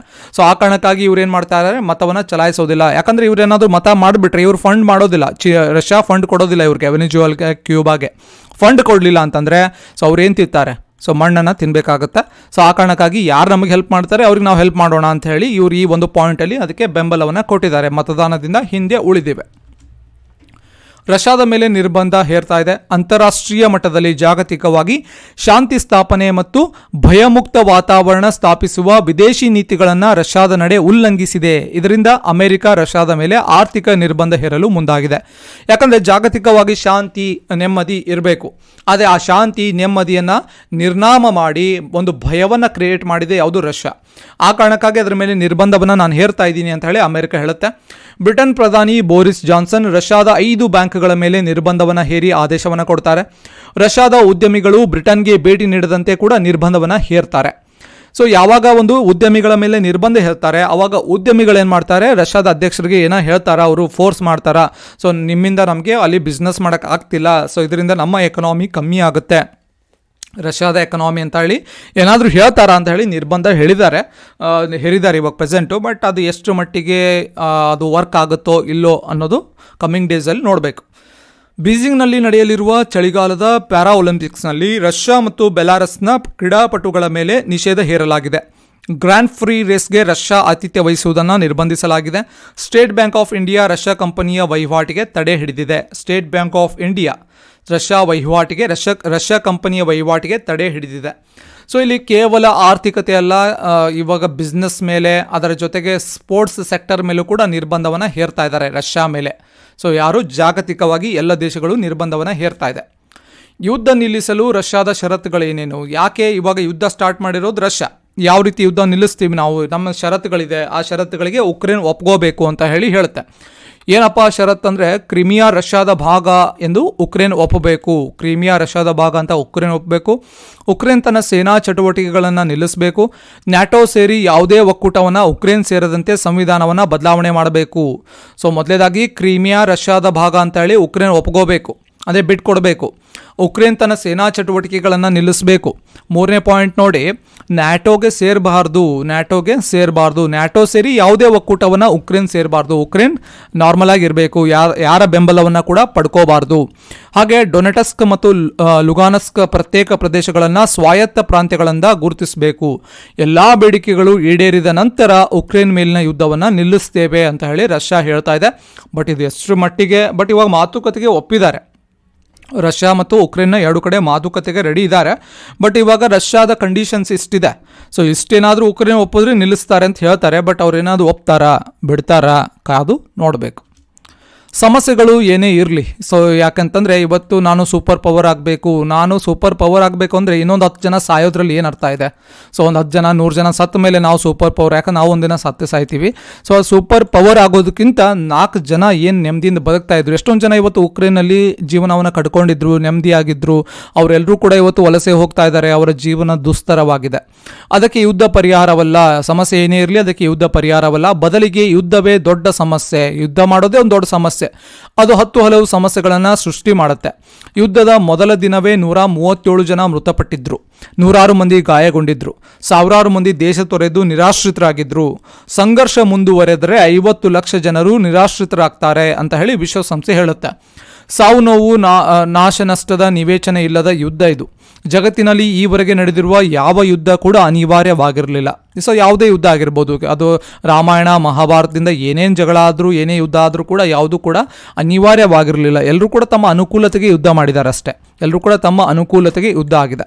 ಮಾತುಕತೆ ಮತ್ತು ಸಂಧಾನದ ಮೂಲಕ ಪರಿಹರಿಸಲು ಸಾಧ್ಯವಿಲ್ಲದಂತಹ ಸಮಸ್ಯೆಯೂ ಇಲ್ಲ. ಸೊ ಯಾವುದೇ ದೊಡ್ಡ ಸಮಸ್ಯೆ ಆದರೂ ಕೂಡ ಮಾತುಕತೆ ಕೂತು ಮಾತಾಡಿದ್ರೆ ಎಷ್ಟೇ ದೊಡ್ಡ ಸಮಸ್ಯೆ ಆದರೂ ಕೂಡ ಪರಿಹಾರ ಸಿಗುತ್ತೆ. ಉಕ್ರೇನ್ ಮೇಲೆ ರಷ್ಯಾದ ಆಕ್ರಮಣ ಅನಿವಾರ್ಯ ಆಗಿರಲಿಲ್ಲ.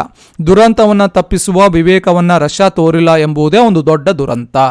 ಸೊ ಈ ಒಂದು ಪಾಯಿಂಟ್ಗಳನ್ನು ನೀವು ಎಂಡಲ್ಲಿ ಎಸ್ಸೆಯಲ್ಲಿ ಬರಿಬೋದು, ಅಥವಾ ನಿಮ್ಮ ಒಪಿನಿಯನ್ಗಳನ್ನು ಕೂಡ ಬರಿಬೋದು. ಸೊ ಎಸ್ಸೆಯನ್ನು ಈ ರೀತಿಯೇ ಬರಿಬೇಕು ಅಂತೆಲ್ಲ, ಈ ಒಂದು ಪಾಯಿಂಟ್ಗಳನ್ನು ಇಟ್ಕೊಂಡು ನೀವು ಕೂಡ ಒಂದು ಎಸ್ಸೆಯನ್ನು ಬಿಲ್ಡ್ ಮಾಡ್ಕೋಬೋದು. ಸೊ ನಿಮ್ಮ ವೇಯಲ್ಲಿ ನಿಮ್ಮ ಒಂದು ಒಪಿನಿಯನ್ಗಳನ್ನು ಇನ್ಕ್ಲೂಡ್ ಮಾಡಿ ನಿಮ್ಮ ಒಂದು ಎಸ್ಸೆನ ಇನ್ನೊಂದು ಸ್ವಲ್ಪ ಬ್ಯೂಟಿಫೈ ಮಾಡ್ಬೋದು ಅಂತ ಹೇಳ್ತಾ, ಸೊ ಇಷ್ಟು ಇವತ್ತಿನ ಕ್ಲಾಸ್ನ ಡಿಸ್ಕಷನ್ ಆಗಿರುತ್ತೆ. ಕ್ಲಾಸ್ ಇಷ್ಟ ಆದರೆ ಒಂದು ಲೈಕ್ ಮಾಡಿ, ಈ ಒಂದು ನಾಲೆಡ್ಜನ್ನು ನಿಮ್ಮ ಫ್ರೆಂಡ್ಸ್ ಜೊತೆ ಕೂಡ ಶೇರ್ ಮಾಡ್ಕೊಳ್ಳಿ. ಹಾಗೆ ನೀವಿನ್ನು ನಮ್ಮ ಚಾನಲ್ಗೆ ಸಬ್ಸ್ಕ್ರೈಬ್ ಆಗಿರಲಿಲ್ಲ ಅಂದರೆ ಕೆಳಗಡೆ ರೆಡ್ ಕಲರ್ ಸಬ್ಸ್ಕ್ರೈಬ್ ಬಟನ್ ಕಾಣ್ತಾ ಇದೆ, ಅದ್ರ ಮೇಲೆ ಕ್ಲಿಕ್ ಮಾಡಿ. ಅದರ ಮುಂದ್ಗಡೆ ಬೆಲ್ ಐಕಾನ್ ಇದೆ, ಗಂಟೆ ಚಿತ್ರ ಇದೆ, ಅದ್ರ ಮೇಲೆ ಕ್ಲಿಕ್ ಮಾಡಿ. ಆಮೇಲೆ ಆಲ್ ನೋಟಿಫಿಕೇಶನ್ ಅಂತ ಬರುತ್ತೆ, ಅದ್ರ ಮೇಲೆ ಕ್ಲಿಕ್ ಮಾಡಿ. ಹೀಗೆ ಮಾಡಿದ್ರೆ ಮಾತ್ರ ಪ್ರತಿದಿನ ನಾವು ಅಪ್ಲೋಡ್ ಮಾಡುವಂತಹ ವಿಡಿಯೋಸ್ಗಳು ನಿಮ್ಮ ಮೊಬೈಲ್ಗೆ ಬರುತ್ತೆ, ಇಲ್ಲಾಂದರೆ ಬರೋದಿಲ್ಲ. ಅಂದರೆ ವಿಡಿಯೋ ಅಪ್ಲೋಡ್ ಮಾಡಿದ ತಕ್ಷಣ ಗೊತ್ತಾಗುತ್ತೆ ಹೊಸ ವಿಡಿಯೋ ಬಂತು, ನೋಡಬೇಕು, ಎಕ್ಸಾಮ್ಗೆ ಪ್ರಿಪೇರ್ ಆಗಬೇಕು ಅಂತ. ಸೊ ಆ ಕಾರಣಕ್ಕಾಗಿ ಈ ಒಂದು ಪ್ರೊಸೀಜರ್ನ ಫಾಲೋ ಮಾಡಿ. ಹಾಗೆ ಜಾಯಿನ್ ಟು ಲರ್ನ್ ಯೂಟ್ಯೂಬ್ನಲ್ಲಿ ಸಿವಿಲ್ PSIಗೆ ಒಂದು ಟೆಸ್ಟ್ ಸಿರೀಸ್ ನಡೀತಾ ಇದೆ. ವಿತೌಟ್ ಮಿಸ್ ಟೆಸ್ಟ್ಗಳನ್ನು ವಾಚ್ ಮಾಡಿ. ಸದ್ಯದಲ್ಲೇ ಮತ್ತೆ ಟೆಸ್ಟ್ ಸಿರೀಸ್ ಕಂಟಿನ್ಯೂ ಆಗುತ್ತೆ. ಸುಮಾರು 68 ಟೆಸ್ಟ್ಗಳಿರುತ್ತೆ. ಈವನ್ PC ಕೂಡ ಹೆಲ್ಪ್ ಆಗುತ್ತೆ. ವಿತೌಟ್ ಮಿಸ್ ವಾಚ್ ಮಾಡಿ. ಹಾಗೆ ಜಾಯಿನ್ ಟು ಲರ್ನ್ ಯೂಟ್ಯೂಬಿಂದ 850 ರೂಪೀಸ್ಗೆ ಒಂದು ಕೋರ್ಸನ್ನು ಲಾಂಚ್ ಮಾಡ್ತೀವಿ. ಇದೊಂದು ಪೇಯ್ಡ್ ವಾಟ್ಸ್ಆಪ್ ಗ್ರೂಪ್ ಆಗಿರುತ್ತೆ. ಸೊ 2022 ಒಂದು ವರ್ಷದ ಅವಧಿಗೆ ಈ ಒಂದು ಗ್ರೂಪ್ ಆಕ್ಟಿವ್ ಇರುತ್ತೆ. ಈ ಒಂದು ಗ್ರೂಪ್ನಲ್ಲಿ ವೈಯಕ್ತಿಕ ಮಾರ್ಗದರ್ಶನ, PDF notes, history, geography, constitution, science ಮತ್ತು ಕರೆಂಟ್ ಅಫೇರ್ಸ್ಗಳ PDF ಕೂಡ ಅವೈಲೇಬಲ್ ಇರುತ್ತೆ. ಹಾಗೆ ಎಸ್ಸೆಗಳ PDF, ಟ್ರಾನ್ಸ್ಲೇಷನ್ PDF ಮತ್ತು ಪ್ರಿಸೈಸ್ ರೈಟಿಂಗ್ ಕೂಡ ಅವೈಲೇಬಲ್ ಇರುತ್ತೆ. ಸೊ ಯಾವ ರೀತಿ ಜಾಯ್ನ್ ಆಗಬೇಕು ಅಂತಂದರೆ 850 ರೂಪೀಸನ್ನು ಫೋನ್ಪೇ ಆರ್ ಗೂಗಲ್ ಪೇ ಮಾಡಿ, ಸ್ಕ್ರೀನ್ಶಾಟ್ ನಿಮ್ಮ ಹೆಸರು 2022 ಸಿಬಿಲ್ PSI ಅಂತ ಹೇಳಿ ಒಂದು ವಾಟ್ಸ್ಆಪ್ ಮೆಸೇಜ್ ಮಾಡೋದ್ರ ಮುಖಾಂತರ ಜಾಯ್ನ್ ಆಗ್ಬೋದು. ಇವನ್ ಕಾಲ್ ಕೂಡ ಮಾಡಿ ಎನ್ಕ್ವೈರಿ ಕೂಡ ಮಾಡ್ಬೋದು. ಹಾಗೆ ಕೆಳಗಡೆ ಡಿಸ್ಕ್ರಿಪ್ಷನಲ್ಲಿ ಜಾಯಿನ್ ಟು ಲರ್ನ್ ಟೆಲಿಗ್ರಾಮ್ ಲಿಂಕನ್ನು ಕೊಟ್ಟಿರ್ತೀನಿ, ಅಲ್ಲಿ ಕೂಡ ಜಾಯ್ನ್ ಆಗಿ ಫಾಲೋ ಮಾಡಿ. ಹಾಗೆ ಇವನ್ ಇನ್ಸ್ಟಾಗ್ರಾಮಲ್ಲಿ ಕೂಡ ಜಾಯಿನ್ ಟು ಲರ್ನ್ ಫಾಲೋ ಮಾಡಿ ಅಂತ. ಮತ್ತೆ ಮುಂದಿನ ಸೆಷನಲ್ಲಿ ಮತ್ತೊಂದು ವಿಷಯದ ಕುರಿತು ಮಾತನಾಡೋಣ. ಧನ್ಯವಾದಗಳು.